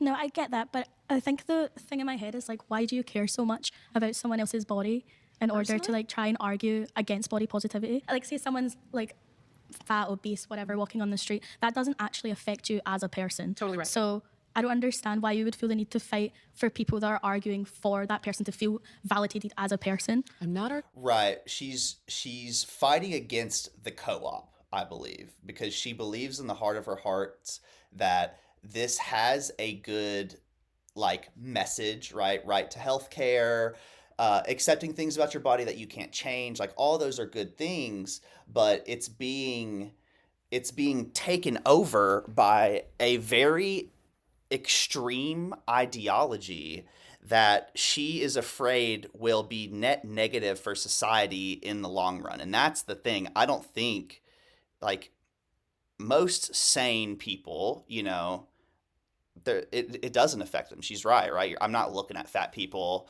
getting pissed off or anything. It's literally a non-thought, right? I'm just going about my day or whatever. But I am super passionate, definitely, about not allowing big corporations to cheat and trick and, just take advantage of the everyday person. Viewing for the person, I don't know. However, there are people that do want help, and I think that this can leave them feeling exceptionally confused. And there are many that I have tried to personally help that have experienced feeling misled, misguided by some of the, or like, almost. If a lot of people take, law towards dieting is bad, and if you diet, you're going to fail. Like, if that is considered fact in the person's brain, it can become very dangerous, in my opinion, for them, because then there's no way out besides maybe surgery. I don't know how they convince themselves that there's no way out of their situation. And so they kind of lean into it, and then more problems arise. I mean, I can't tell you how many, there's like a video, some girl has a video on YouTube. I doubt I'll be able to find it, but it's like reviews of body positive activists and where they are now. And it's like, just like 10 minutes. I don't know how long it is of, this person, this is what she did, and now she's gone. This person, this is what she did, and she's gone, right? It's like, it's either they're gone or they've rebranded. A lot of them don't stay in that movement for very long. Almost all of the intuitive eating principles, and they're not being educated on But the you could fact. also argue, like, the latter. But there are a lot of people that actually want help, and I care that they get the most But I don't think the efficient body help. positivity movement is, like, just for obese people, just for people that are Of course. drastically need help. Anorexia is It's not for- obesity. So I was anorexic, and the body positivity movement helped me. Do you not think that the body positive movement helps them rather than I shaming think them? Because that's how they get in that place in the first place, with other people shaming them constantly. I'm not suggesting anyone should be shamed. You're completing two different issues. I don't think But that I people. think in one, it's all one issue. It's not though, sweetheart. You're telling me that you think I think shame is awesome. I don't. No, I didn't. I don't. I didn't. put it in I my mouth. think that these tools or things like, oh, you know what? It's society. It's diet culture. It's this. It's that. It's I don't think shame is a great way to motivate people, especially long term. But in certain scenarios, I think it's appropriate, and respectful shame. And I like to give this example. I'm terrible at spelling all the things, and one of my thumbnails, I used to put like ads spelled out ADDS for short for advertisements, and that's just not correct. And people in my comments would tell me, that's not how you spell that, girl. ADD is like add with addition. AD is short for advertisement. And girl, it's embarrassing to misspell a thumbnail, to misspell a title. It brings a little bit of shame. But ever since that moment, I'm remembering how to spell that shit, girl. I'm remembering how to shorten ads, ADS. We got it on lock. We got it on lock now. tree. No, dude, it's probably the fact that like somebody, God forbid, touched you when you were a kid. I don't think that's appropriate or even right. And the slightest bit. You No really one don't think touched so? me. No, And not you, dude. I'm not talking about you. I completely get it. And I'm not you talking also about you keep mentioning personally. like parents. I have two very loving parents. My parents never made me feel shamed about my body. It was like TV shows like The Biggest Losers. In the UK, we've got Super Size versus Super Skinny. Like, it was all of these TV shows that made me feel like this. It wasn't my parents. I'm going to suggest that I don't think you would be vulnerable to TV shows. Why? If there wasn't a primary injury. Because who cares, buddy? Do you know how much stuff like goes after me personally, or after people of color, or after gay people, or after like You have to everybody? remember, I'm quite young. So when these came out, I was very young, very impressionable. And I have like adults telling me that my body, because my BMI is higher, I have adults telling me that my body is like, you have to lose weight to fit in with normal people. Like, you're young when you're when that impressionable. And happens- for you to be arguing against like body positivity, like, I hope you don't have a daughter. Because my little sister, God. like, needs the body positivity movement. I think people need the body positivity movement, because without it, everyone's just going to be looking at other people, judging other people. Like, I'm sure. You think the body... She's speaking a lot in absolutes right now. You don't have to have the body positive movement for you to like, regain a positive relationship with your body. It's not the end all be all. There's got to be other avenues, other therapies, ways that you can accomplish that. So definitely be careful when you're talking in like absolutes. She's kind of insinuating that her little sister wouldn't be here with us today or whatever if the body positivity movement wasn't a thing. And I think that's a little something, girl. Again, back to the I'm a victim mentality. I think a lot of these people need to probably do a thought exercise where every single time they perceive themselves to self-victimize, they need to come up with a reason to not self-victimize, because it's kind of seeming like it's like a pathway they're all going through in their brain. Positivity movement is stopping people from being assholes? No, that's not what I said. I think you're not right about that. No, that's not what I definitely said don't at all. think. You just said you think it stops people from judging other people. Yeah, well, no shot that's going to happen. They're It's just not not going judging to hide it people from on you. their size or what they're like. Of course they are. They're not. Though. Okay, pause. You've been voted out by the majority. That's okay, Please thank you. return to your seat. Really nice to meet you, Lilia. So I think the language there is a little bit tone deaf, just because I actually believe that gym talk, diet culture, oversimplifies eating disorders. Two separate issues, though. Both can be true at the same time. Both can be true, as in you could absolutely be making, first of all, gym talk should have nothing to do with eating disorder. So you're right. But it's a separate issue than the claim I'm making. How is it separate? Well, okay. So you're saying gym talk oversimplifies trauma and eating disorders, right? Well, I agree not with just you. gym talk, but just the way that our youth, all of us we are all exposed to that. Like, we can't just avoid it. And when Still you a separate see issue, though. I'm trying to say that the ways body positivity suggests people deal with body issues and trauma is an oversimplification. And it has to do with things like intuitive eating principles that get misrepresented by influencers. Okay. And saying things like, all diets fail, yo-yo dieting is super bad. I can definitely agree with that. Well, then, unfortunately, you and I are so far on the same page. Well, no, I think, well, the way I see it is that body positivity is actually the bridge between health experts and anybody else, really. Explain it. Because I think that if I go to a doctor, it should be empowering for me to talk about my body. Of course. However, when I usually speak to a health expert, it's really not. I'm really more just afraid that they're going to speak to me in a way that degrades my body and makes me feel that shame that you've mentioned. Shame is not a motivator. It really turns people away, whereas the body positivity movement teaches people to have the kind of confidence they need to make choices for How's it themselves. teaching you that? When you look at yourself in the mirror and you tell yourself, I'm ugly, I'm fat, I'm gross, I don't deserve to be, alive. Like, some people get to that extent, right? I understand. When you do that to yourself, that is not going to motivate you to then go make the choices that I think we all know are healthy for us. Now, anecdotally, I have to disagree. I was a bit chubbier, not fat by any means, right? But it definitely affected me in middle school. I had a classmate say I was too big to go on the Heber Springs trip, that I would sink the inner tube. And that did motivate me to start walking at the gym, actually. The thought, and it's terrible. It is terrible, right? But I don't think that's a bad way to deal with that. What's a bad way to deal with that is to, self-sabotage and to do things that will actively make your life worse. So what? I started running. So what? And you know what I mean? I definitely know that that is not a motivator for everybody.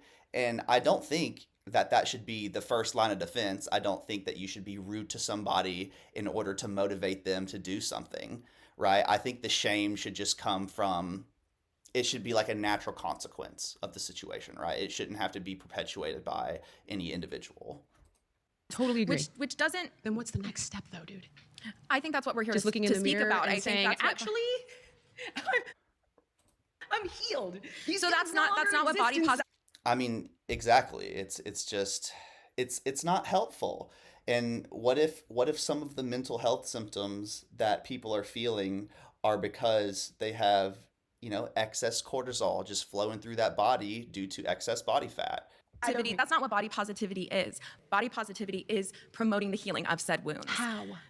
By This by is where finding. I'm telling you, it's an oversimplification. It's not though. Tell me because how. you're- Because How by is it telling- going to heal you? By telling looking people in the that- mirror and by saying, I looking no in the longer mirror think and so? saying these shameful things to yourself, Yes. you already know that it degrades you, and you're not going to want to do the things that most so then people. what comes after deciding not to beat yourself up? We're both on the same page there. Right, Now get right. She's getting there, right? And I agree. You definitely shouldn't beat yourself up. And my consequence for that was, self-motivating to exercise, to go run. It really had nothing to do with eating, if I'm being honest. I don't think I changed the way that I ate at all. It was more to do with just exercising more, which is funny enough, really not how you should view things, but I was young, Below the tip of your we're seeing iceberg. different perspectives of the same page, right? And that's why I do believe that body positivity is the bridge that we all need. Tell in me order- what comes after. The moment you decide, you're not going to say that shit in I the want to mirror. know this too. You're like, I'm done saying this. How does she feel better about herself afterwards? Is it just coming to self-realization that, oh, these other people don't feel this way about themselves, so I probably shouldn't either? Like, is that the aha moment? Because I'm having a hard time understanding as well. More, then what? Then I should be able to consult health experts that are also body positive towards my body. No one's saying not Instead- to. Okay, so tell us who the health experts are that are body positive. Because if I should be able to go to a doctor define or what you want when you say body positivity. What kind of health expert are you looking for? I know a million doctors, and all of them would love to help somebody.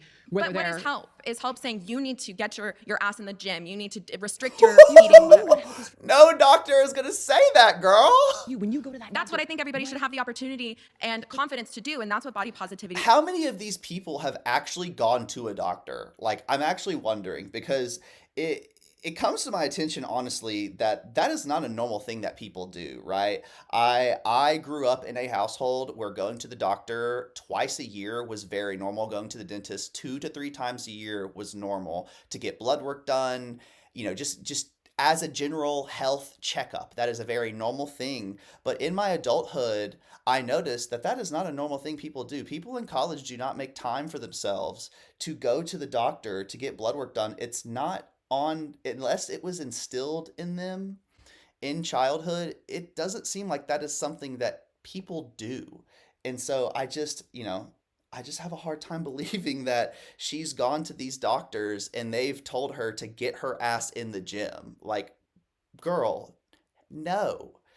I think at the most they'll be like, this is where you're at on the BMI scale. Like, I don't know. Teaching people. And like, I don't even know if they'll tell you that you need to lose weight unless you present health concerns to them. And that might be the first line of defense for a lot of different reasons. One of them being financially. A lot of people aren't financially stable enough to run hundreds of tests to see if what's actually wrong with them isn't the fat on their body, right? What's cheaper? Trying to lose weight, which is essentially I'm eating less food, or running hundreds of thousands of tests to try to see if something very specific is wrong with them.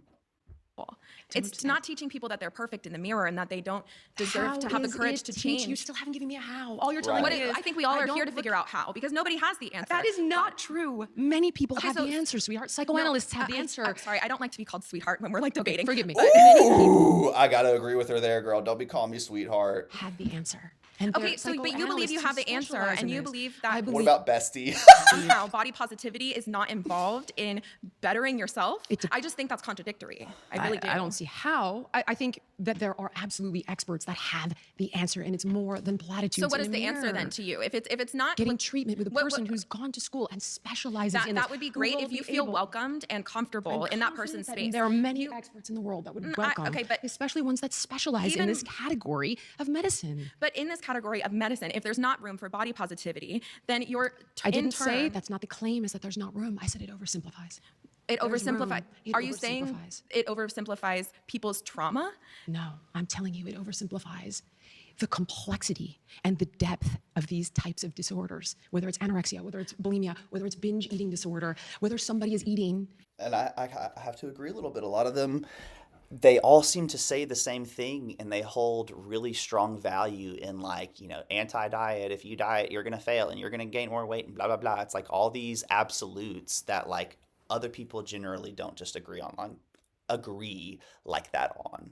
And Summer was not referring to you. Somebody's eating because, let's say, they were molested, and now But okay, but you bringing up somebody's like eating because they were molested. I mean, most people, that's not why like necessarily people are eating. But that's what the claim is about. It is about the fact that people who have disordered eating and trauma, I think the body positivity movement, with things like intuitive eating specifically, oversimplifying can actually give bad advice. So the fundamentals Okay, of the pause. You've been voted out by the majority. Thank you. Please It's nice return to to your seat. You've been voted off the.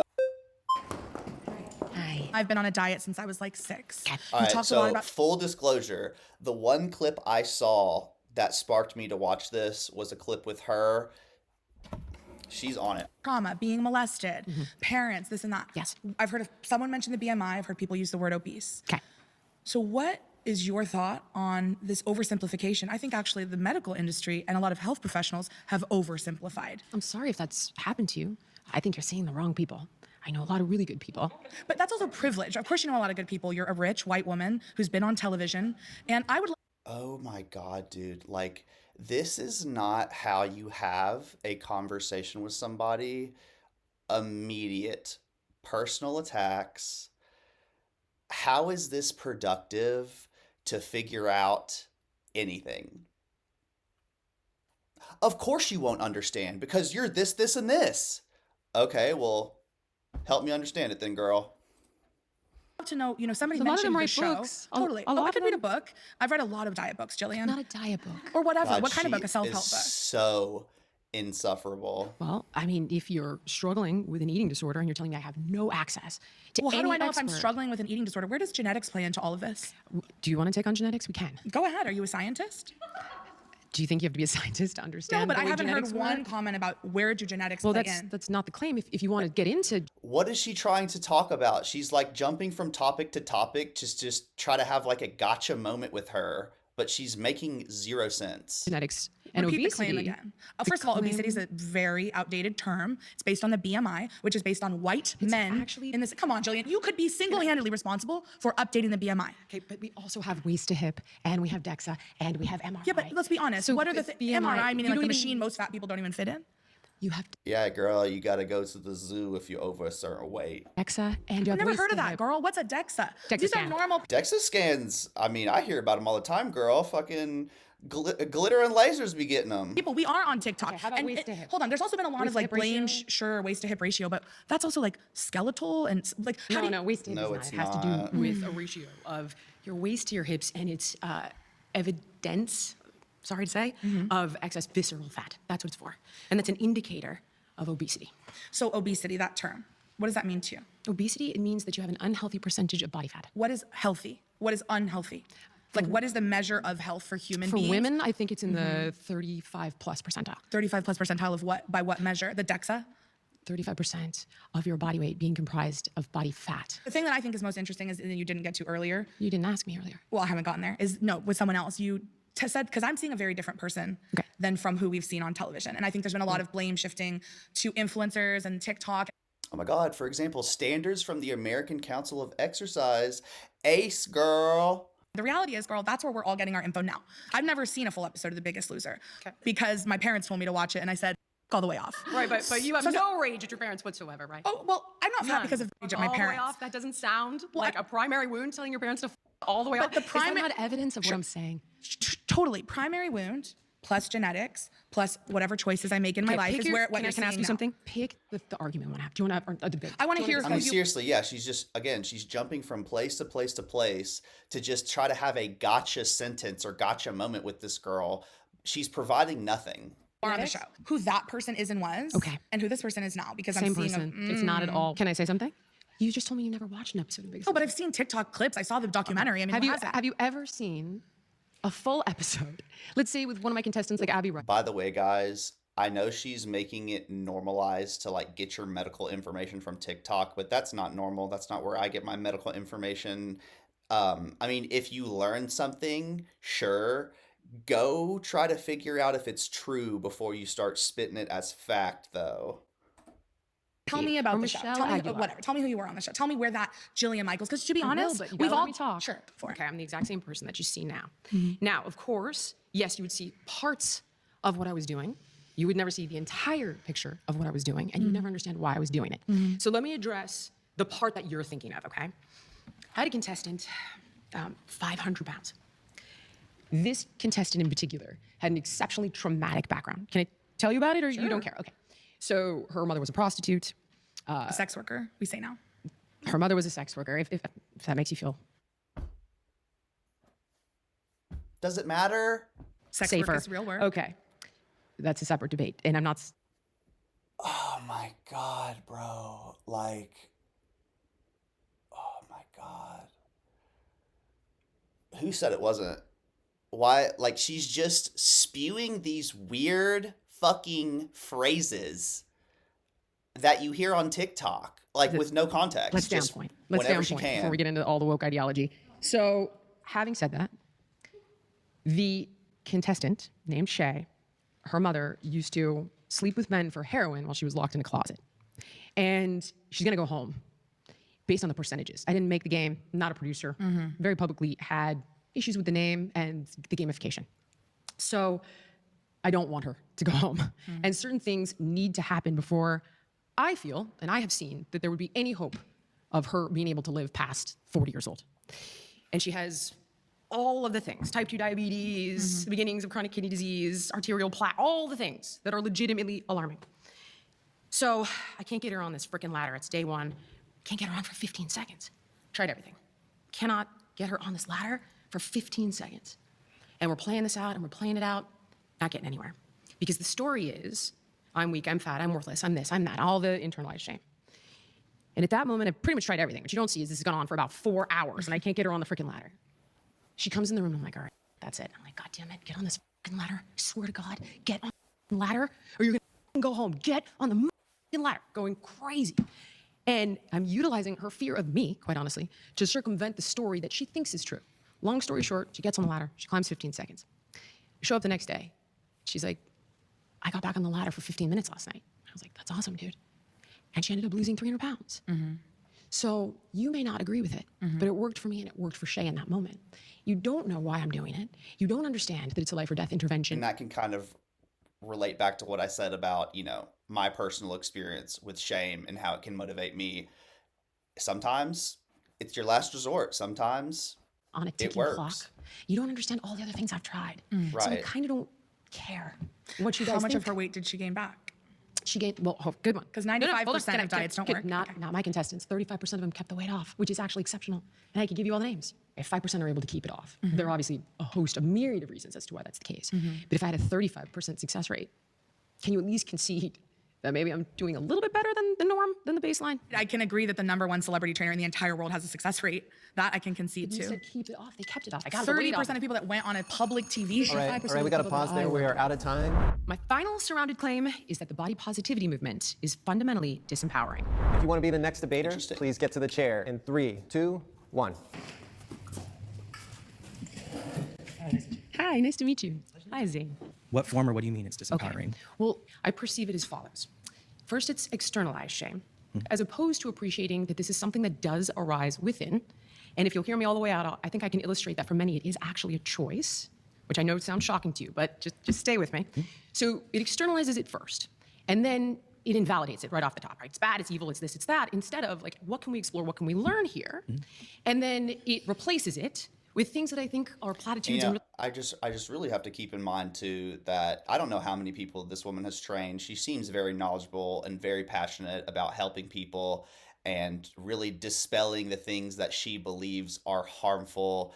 She doesn't come across as somebody who just wants to deflate, make fun of, feel superior to fat people. This is just something that she really cares about. And I don't know, maybe that story about that sex worker, so we're clear, really got to me or something, because I mean, that just, I don't know, it shows how much she cares, Difficult to believe. Like, oh no, I'm perfect, I'm beautiful, this, that, but it's not so easy to just believe those things. There's a lot of work that comes along with believing those things. So it can feel like gaslighting.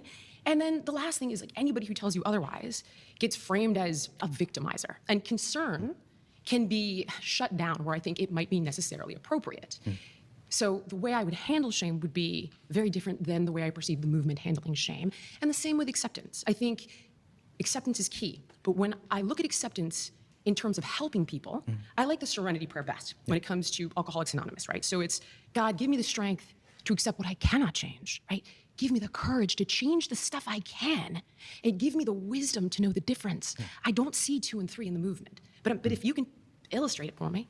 Yeah, I like to kind of like just share my personal story. Please. And I do want to share, and I think it's important that at my biggest, I was 335, which, that's my story. And body positivity has given me the confidence to, in my opinion, appropriately lose weight, because I've lost 80 pounds. That's amazing. I don't think you have to do that. That's, a personal choice. I think it's all about body sovereignty, more about not just losing weight. It's about what fits in your body, what are the best health choices for you specifically. It's different for everyone. Everyone has different goals. If it's building muscle or losing fat, or also just increasing their mobility. I mean, I go to Pilates and yoga, and it's great for those kind of things. It's super fun.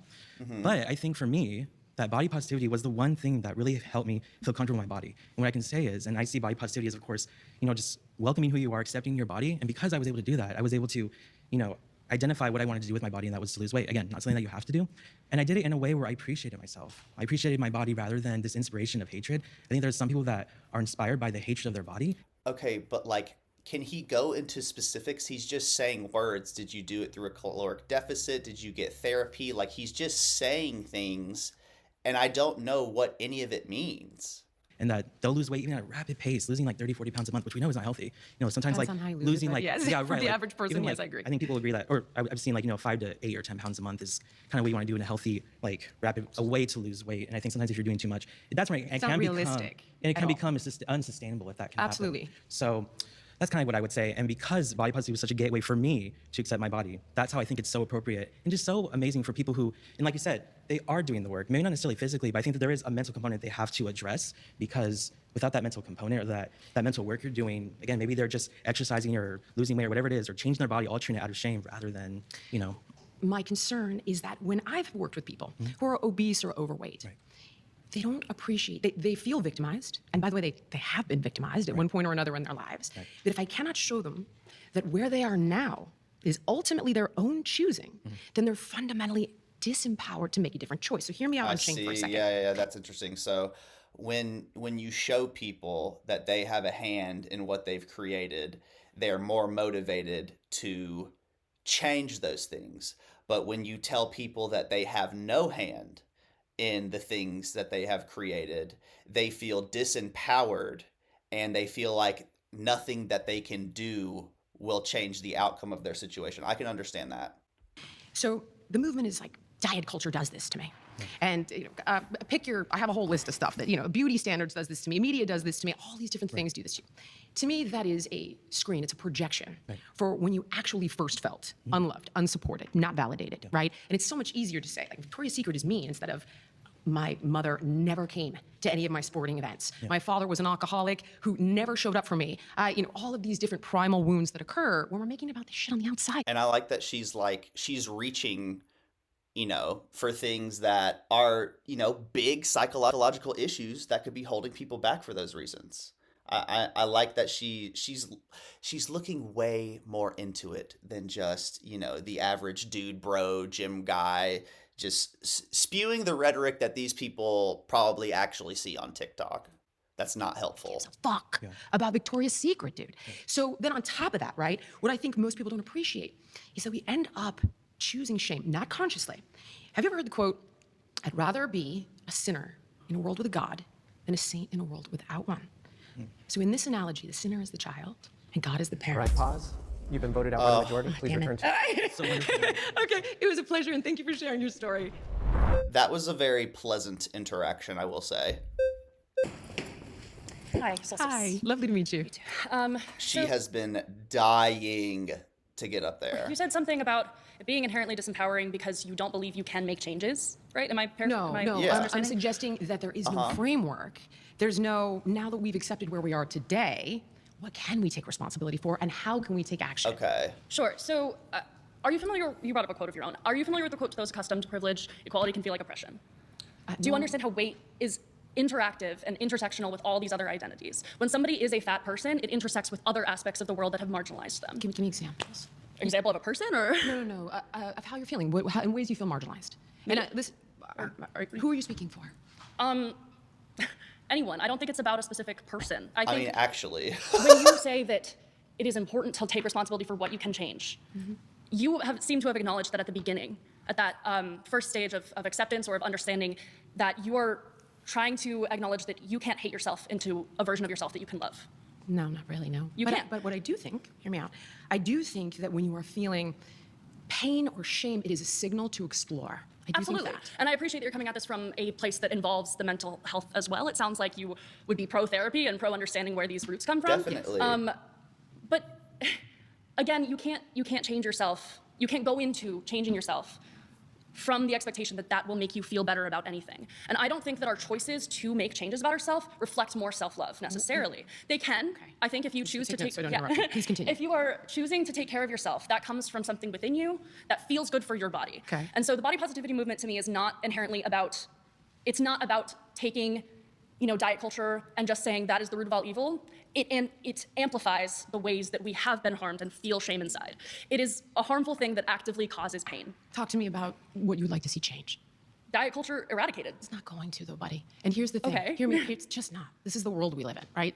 So you think that's acceptable? Don't like sweetheart, don't like buddy, but we'll continue. We also live in a world of racism and homophobia. Yeah, I don't understand. But all the more to my point, right? So think of it as follows. I would say there are probably millions of people that hate me. I get death threats all the time. Me too. Oh, well. It is what, but wait, just So hear me that out, is just hear me out. what you No, saying no, no. there is acceptance. Let me finish my thought. What I'm telling you is that I don't define my worth on the ways in which external. Absolutely. No, fully agree with you Because there. I can't change that. I can change how I respond to it. I can change how I feel about it. But you are trying to change the world because something I think the is, world needs to be changed. and it does, but we can't rely on that for your feeling of well-being. You're right, but we shouldn't rely on validation that we are thin enough either. Who's relying on that? Plenty of people. Do you realize 74% of the country is overweight or obese? All right, pause. You've been voted out by the majority. Please return to your seat. Yes, I'm curious about queen. what your definition of body positivity is, because you're talking about shame and you're talking about personal feelings and emotion, and I have a little bit different of a definition of body positivity. Some of yours.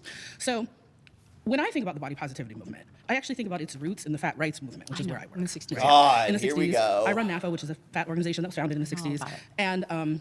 And when I think about the folks who have been using that terminology since the 70s, 80s, 90s, not just the people who kind of popped up using it on Instagram and Tumblr in the 2000s, but that it has this long, long history. That long history is actually about body justice. It's not just about individual feelings. It's not just about, my mother-in-law said something to me at dinner, or this guy didn't want to date me because I was fat. It's actually also about things like, do I have access to healthcare, weight-neutral healthcare that actually treats my symptoms, not just my body, right? Do I have access to equal pay? Do I have accommodations for the body that I'm in right now, not the body that I might be in someday? And so I think about these systemic disenfranchisements and discriminations that happen to people, especially people in larger bodies. And when I want to embrace body positivity, it's more than just that personal self-esteem piece. Right. But what you seem to be talking about is the personal self-esteem Not piece. true. That's not just what I'm talking about. And I'm not going to disagree with you on any of what you just said. I'm well aware of where this started. And it was, I think, a gentleman that was pretty upset about how his wife was being treated, right? And he started it. How'd you know that origin story? I do know a lot about it. In my opinion, there's no question it has been co-opted. And when the vast majority of your TikTok influencers don't know the origin of your story, and those messages are communicated in 15-second memes, then you own meme consequences. And that's where I take umbrage with it. And it's become this amalgamation. Are they starting to like get it? Are they starting to get that she's like on their side? Of rolling up different movements along the decade. She's not just a mean bitch who hates fat people. So we can't be like, well, I'm going to carve out the part that's the rights piece and forget, don't look over here. I look at it in its entirety, and there are parts of it that I take umbrage with. That's how I feel about the health and wellness industry, right? That's I look fair. at it in its entirety. That's there are fair. parts that I take umbrage with. And when you introduced yourself, you talked about being a health advocate. Does your advocacy include making sure that people are not discriminated against? Without question. So how I do you never do that for advocate people for in that. larger bodies? Well, personally, I don't get involved in that kind of policy outside of what I do in relationship to big agriculture, big food, big pharma, and big insurance. That's my primary focus when it comes to policy. To be dead honest, I think you probably do a better job in this area than I do. But I would never, ever disagree with you here. I would cooperate with you in any way you ask me to. So would you say that it should be against the law to discriminate against people based on their body size? Unquestionably. Hell yeah. So why don't we see more fitness and wellness What the fuck? Yes! advocates asking for that? You should not discriminate against people for practically any reason other than, the crazy shit. Like Alexandra Rodriguez's father. I'm gonna leave it at Ask that. her right now. I didn't know that you thought I wasn't for it. I Of course will feel be that way. discriminating against those people. I didn't know your personal view on the laws specifically or public policy specifically in this particular civil rights way, but certainly, would you agree with me that your industry is not like, we don't see a bunch of fitness professionals coming out and being like, hey, we should actually talk more about the way that people are discriminated against, instead of, hey, we should actually talk about how those people should lose weight if they don't want to be discriminated Absolutely fair point. And, I think some of it, I think a lot of the culture, education is so important, you guys. The more highly educated personal trainers we have, the better off we are, the better rhetoric people will start to talk about, the true stuff. We're coming off the heels of the really bad trainers that talk about eating cucumbers or like negative calories, and we're going to come up on, the new gen trainers that can take into account, psychology and all sorts of different things when it comes to training. Will you contact your representative and say to them? You're looking at it. I'm right here. Oh, girl. Y'all heard it right here. Jillian Michaels said, I will contact my representatives Girl, I'm right here. in I'll give you my support cell of. phone. All right, Let's do pause. Tigress has won her section of the Tigress has debate. won.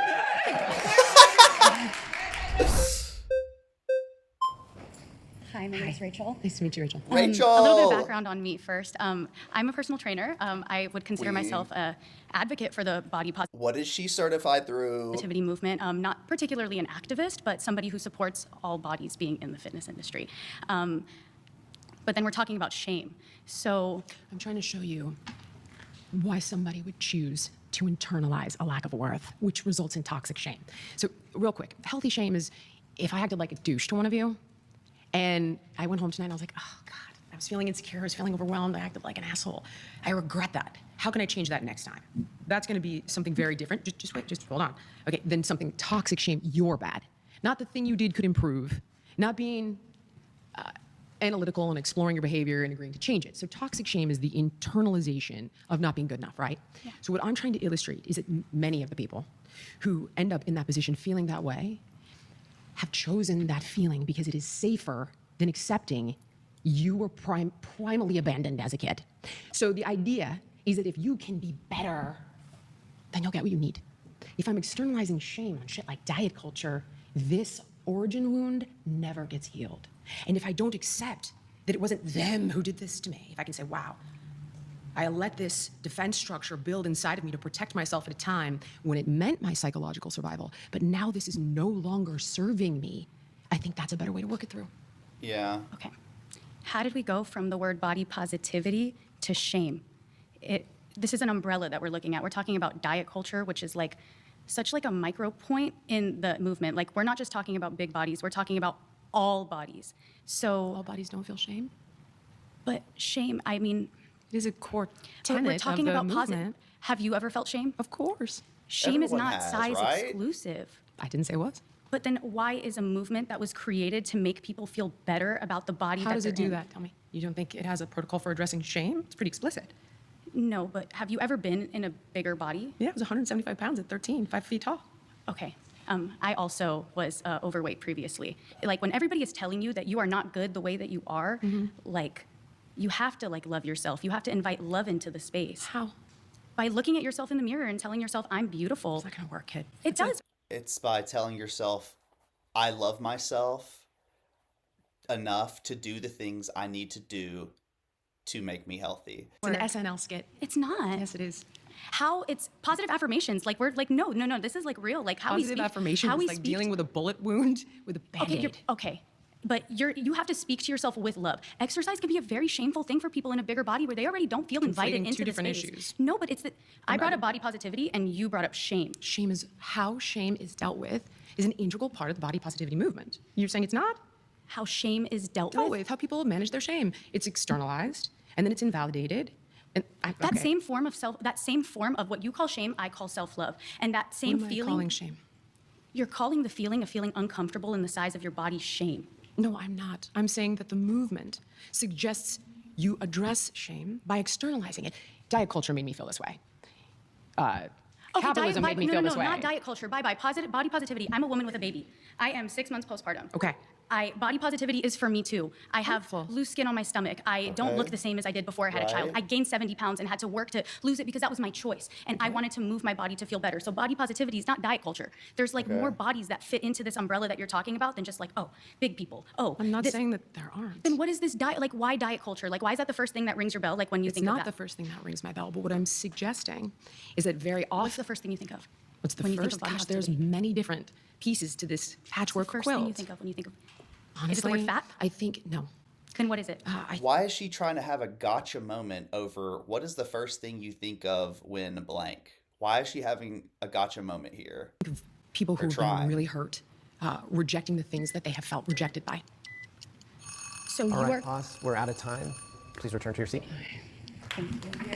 Okay, Jillian, great job. Great job, everybody, so far. We have 10 minutes for one final debater, so look around the room and select somebody who you would like to spend that last 10 minutes with. Somebody maybe who you think you haven't finished the conversation with, or you think they challenge you in a way that you want to Who's she keep gonna moving. choose? Come on. Okay.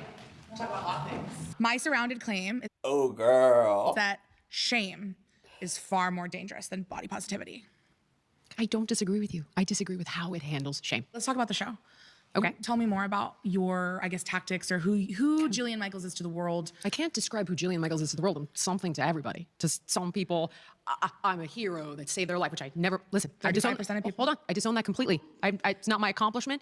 It's a projection, right? Of I know you guys don't like this talk, but it is a projection of the good mommy. I'm not that. I'm also the bad mommy. I'm the evil person that made them overweight and I did this to them. I'm all these things to all these people. Who's Jillian Michaels? I mean, I'm 5'2".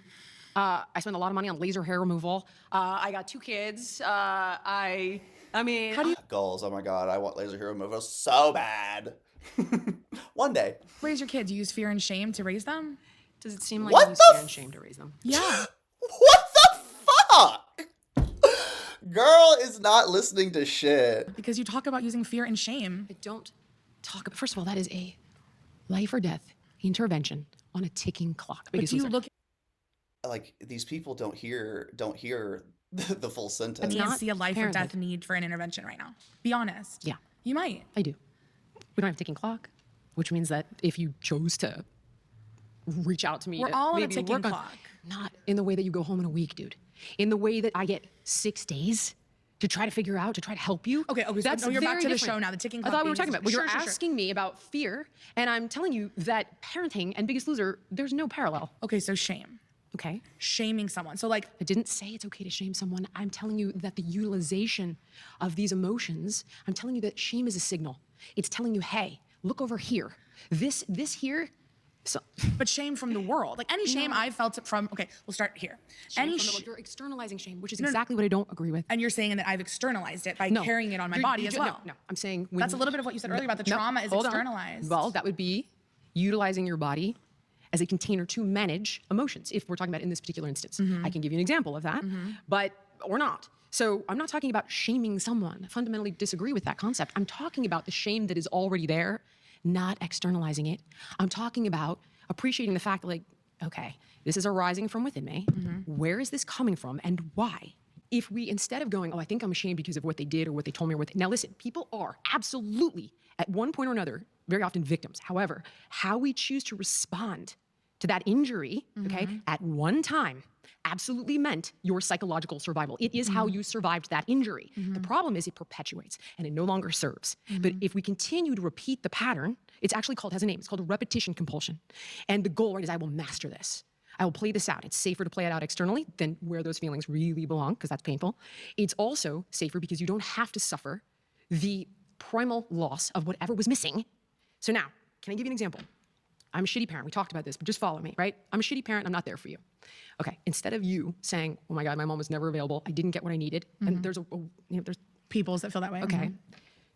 We then internalize it and go, "It must be because I'm not good enough."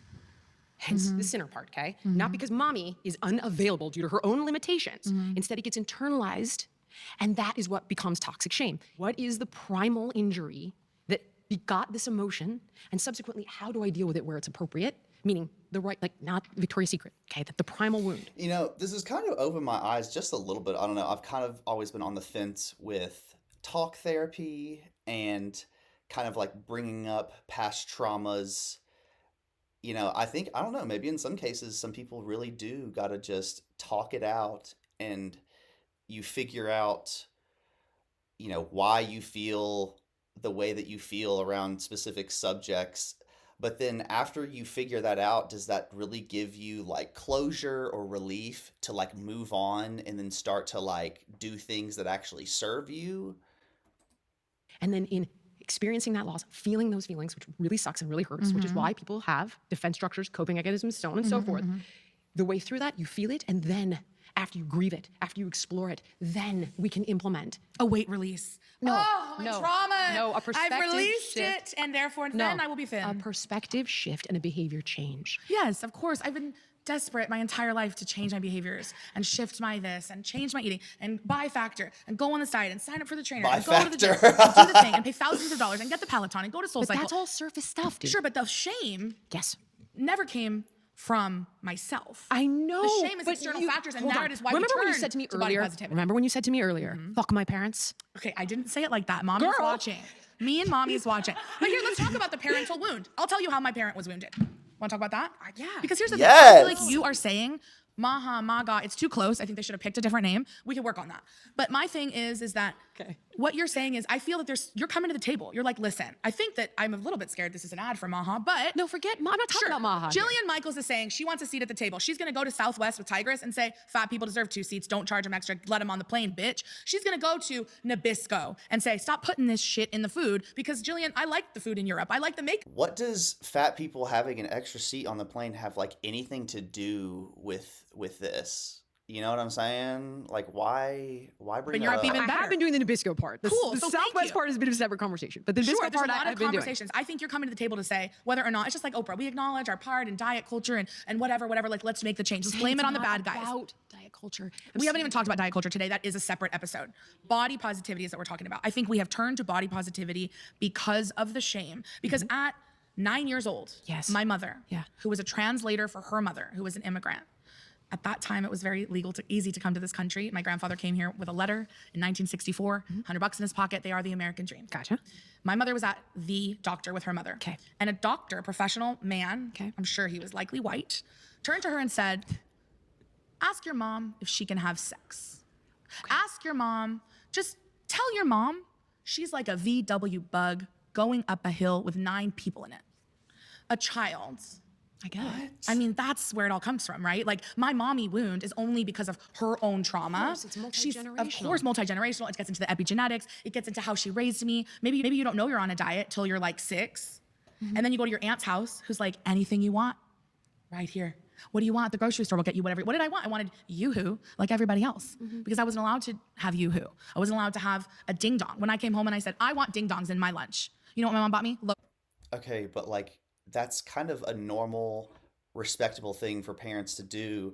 If you let the kid do whatever they want, they're going to make bad choices. The whole point of having parents and like the way that people develop is, you know, you have 2 figures that will teach the undeveloped brain how everything works, right? If we left children up to their own devices, they would not survive. Right? So you have to tell your child, no, this is unhealthy. You have to teach your child why things are unhealthy, why you can't. And honestly, it can't just be because I said so.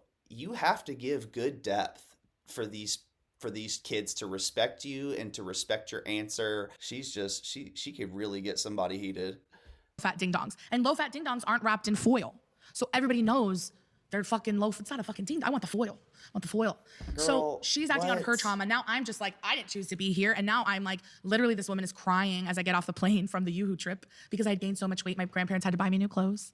But I think that great aunt that offered me the Yoo-hoo and said, it's right here, honey, and you don't have to ask anybody when you want one. She knew.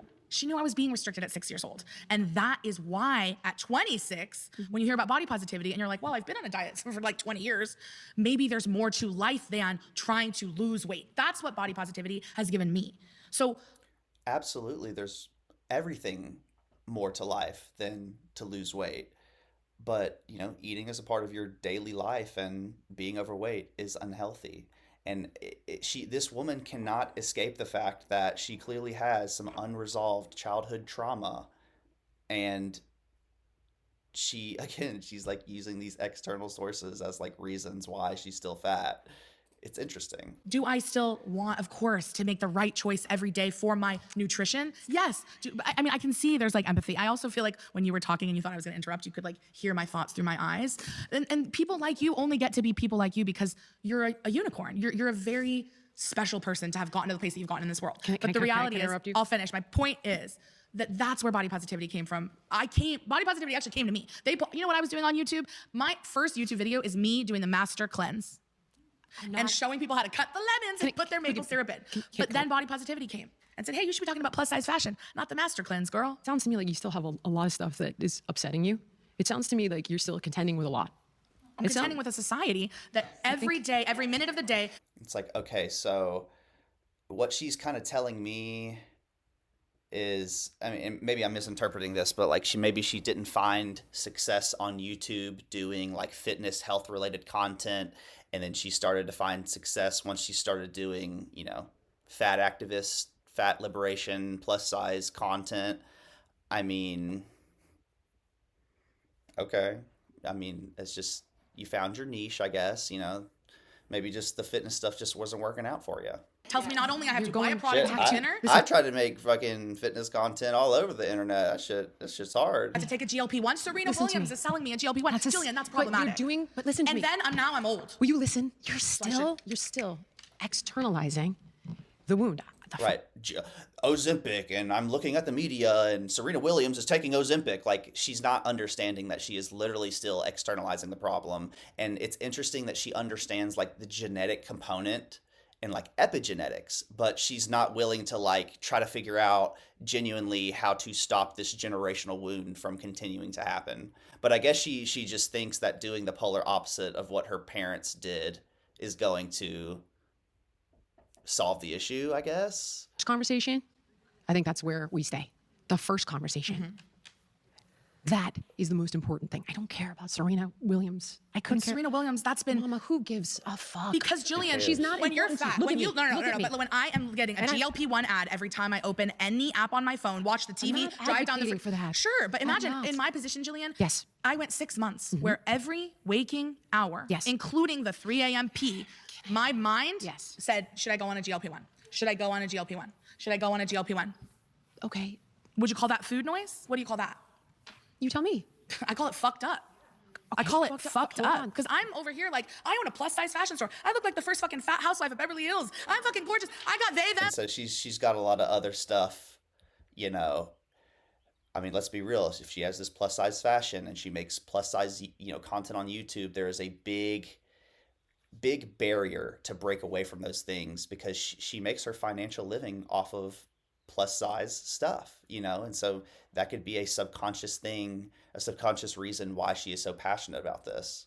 Hey, she's coming out of my ears. I can fuck anybody on the street, but this world wants to tell me that I need to shrink myself, that there's a thin woman within waiting to get out. Can I say something? I think I ate her. Can I say something? I don't. Okay, but we also have, we have like Glitter and Bagels having her Ozempic, commercials, and she's not skinny. I think she's here. Say something?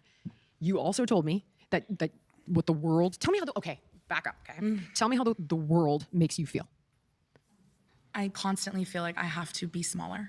I have to be quieter. I have to be more submissive in my marriage. I have to shrink my body to fit on a plane. I have to have a bigger car because I need a little more room. I need to go to a special store, or actually even better, order it online. Makes me feel like shit. Makes you feel worthless. It makes you feel like I can't go to the mall and spend my money. It makes you feel how? Devalued. Okay. Look at her digging out these core emotions from this woman. Hey, stop. When was the first time you felt that way? When I was in ballet and the teacher picked an outfit I didn't like for the recital. 8. When was it when your mom put you on a diet? You said 6. I mean, after that Yoo-hoo incident, it was a real. Did that make you feel the way you're currently describing? No, I didn't know what was. At 6 years old, it's like I knew the ding dong was different because it didn't have the foil, but I didn't understand. I know, because it becomes you, but unconsciously you do understand. And now, this pattern is playing out everywhere. It has a name. It's literally Freudian. It is called a repetition compulsion. What about the genetics? Like when I look at photos, you said there were no fat children 100 years ago. No. I find that very strange. There were very few. Obese. Okay, there were fewer. Fact check me. But there have always been fat people. Hold on. And there always will be. We will not be eradicated, and we're not going anywhere. Fat's where it's at. We've reclaimed the word. You don't have to do this anymore. You can say bigger bodied. You can say fat. Okay. I want to ask you right now to stop using obese and be a part of that. Okay, so you want fat? Obese is a slur. I've always thought that calling someone fat was actually far. If fat is tissue, it's not a person. But But for society, it's the worst thing you can be. It's absolutely what every woman and man, woman, and child mostly. Why is she saying being obese is the worst thing that you can be in society? Who the fuck is saying this? Did she ever say that? It's so perplexing. So you're saying fat is the worst thing you can be. So is That's this what like our society projects. But so you guys want That's what you're. How? Again, it's these external things. Yelling at people on the show to be like, don't you want more than to just be fat? It's what everyone is so afraid of. Why do you think they showed up? Because they didn't want to be there? You think that they showed up because they were forced? No. They were thousands of people. They showed up because they wanted change. Because the world is telling us we have to change. Listen to me. Not always. Stop making it about the world. Sometimes it's about you. Sometimes it's about, I feel uncomfortable doing X, Y, Z, and making a change for me is going to make me more comfortable. I don't give a fuck who in society loses weight. Because if you cannot stop, listen, you can't change the world. I mean, sure, hopefully, maybe some people can. I don't know. It's not that freaking easy. I think you might be able to change. It's not that easy. Just do it. But what we can change is how we respond to the world. That's what I'm trying to get you to understand. What I think you're doing, okay, with the world, is reenacting this pattern that you have from being very young. And I don't think it's healthy for you, because it keeps you pretty angry all the time, it seems like. Oh, you don't know me well. I'm not an angry person. I think in this context, it's harmful to say that the world doesn't have an impact on why people want to be on a show that's about weight loss. I think that people want to be on a show that's about weight loss because they want to lose weight. I think it's because everyone has told us we have to lose weight, that you are not good if you don't lose weight. If your friends are at a burger joint, you're the one getting the salad because you know you should restrain from the burger even though we're at a burger place. Because why should you restrain from the burger? Because that is what the world has told me that What if the salad has more calories? Like, this woman is so in her own little corner of the internet where people say the salad instead of the burger. Bro, the burger could have less calories than the salad. Like, why? It is insane. And the reason it's when all these people get together and there are no checks and balances and you let rhetoric like this just fucking run wild, then there is no answer to these people's problems. And it is harmful. I have to make the good, healthy choice. Also, let's talk about the fact that no one here said that we don't owe anybody health. I don't owe anybody my health. Do you want to be healthy? I am healthy. I'm healthy for me. And this is what healthy for me looks like. Can I ask you this? If I sent you to a doctor who ran a full comprehensive blood panel, if there were biomarkers. Yeah, there would be some fatty liver stuff coming up. Okay. Sure, yeah, the Do cholesterol. you classify that as not value? This has nothing to do with your value. Yeah, no, I'm talking about numbers. Like, yeah. The data. Liver, sure. Healthy. But thin people get fatty liver too. They're far Right, but are you? We're out of time. Stop there. Thanks for sharing your story. I really do think that was valuable. Thank you all for being a part of this episode. I know you had to talk about your bodies, you had to talk about your lives. Jillian, thank you for being on this episode, bringing your passion. And Elon Musk, I know you were watching this, so why don't we get you in the center? You know what, I really appreciate everybody showing up. I really appreciate them sharing their stories. My issue with body positivity remains, though, Oh, it means this for me. Well, it means that for them. Well, Right. it's about political activism. Oh, yeah, but Right. There's no, it means something different to everybody else. There's no centralized like statement. And so, yeah, it's like, I agree. It can. I don't know if I'm like, it has been, I mean, like it totally has, honestly, been co-opted by some people who just are not good for the movement. food like that, they can do whatever they want with the movement. Oh, but the influencers, that's not really us. Like, but it kind of is, and that's kind of the problem, is that there's no centralized guideline. I think she is really limited in what she sees the movement as. She's blaming the movement for the things that people who have co-opted the movement are doing. Call out the co-opters, don't call out the movement for not calling out the co-opters. I do think there's a kernel in what Jillian said about like, well, it's a little bit of both, right? Like there should be her calling them out and then you guys backing her up, because that would be so credible to so many people. From our perspective, we want to move beyond just the personal. We think the personal is important. You gotta believe you're worthy of fair and equal treatment in order to demand fair and equal treatment, but we're gonna work on the fair and equal treatment pieces of it. She was cool, she was calm, she was collected, and I don't know what exactly she's totally talking about, but she is confident in her messaging. What we're here to say is that we don't want to spend our entire life trying to change our body. Shaming me into thinking that I should get on that thing, I should get on the scale or whatever, that's not gonna work on me. And it's not necessarily like a lifelong thing if you know how to do it in a healthy way, you know, like you do something for like 90 days and it becomes like just brainless half the time. So if you do stuff in the right way, a developmentally appropriate way, you don't overwhelm your stuff with a ton of different changes at once, you're realistic with yourself, you hold yourself accountable, and you just don't give up, you'll be successful. Shame has no place in my life, and to me that's true liberation. Shame is not a part of this. I can't continue on with this shame. It's more of the same defense mechanism. Every single person who came up and debated me had tried to lose weight, and then when they felt like they couldn't, this is where they resigned themselves. I'm not telling you that getting healthy is easy. I'm telling you it's doable, and you have to decide if you're worth the work.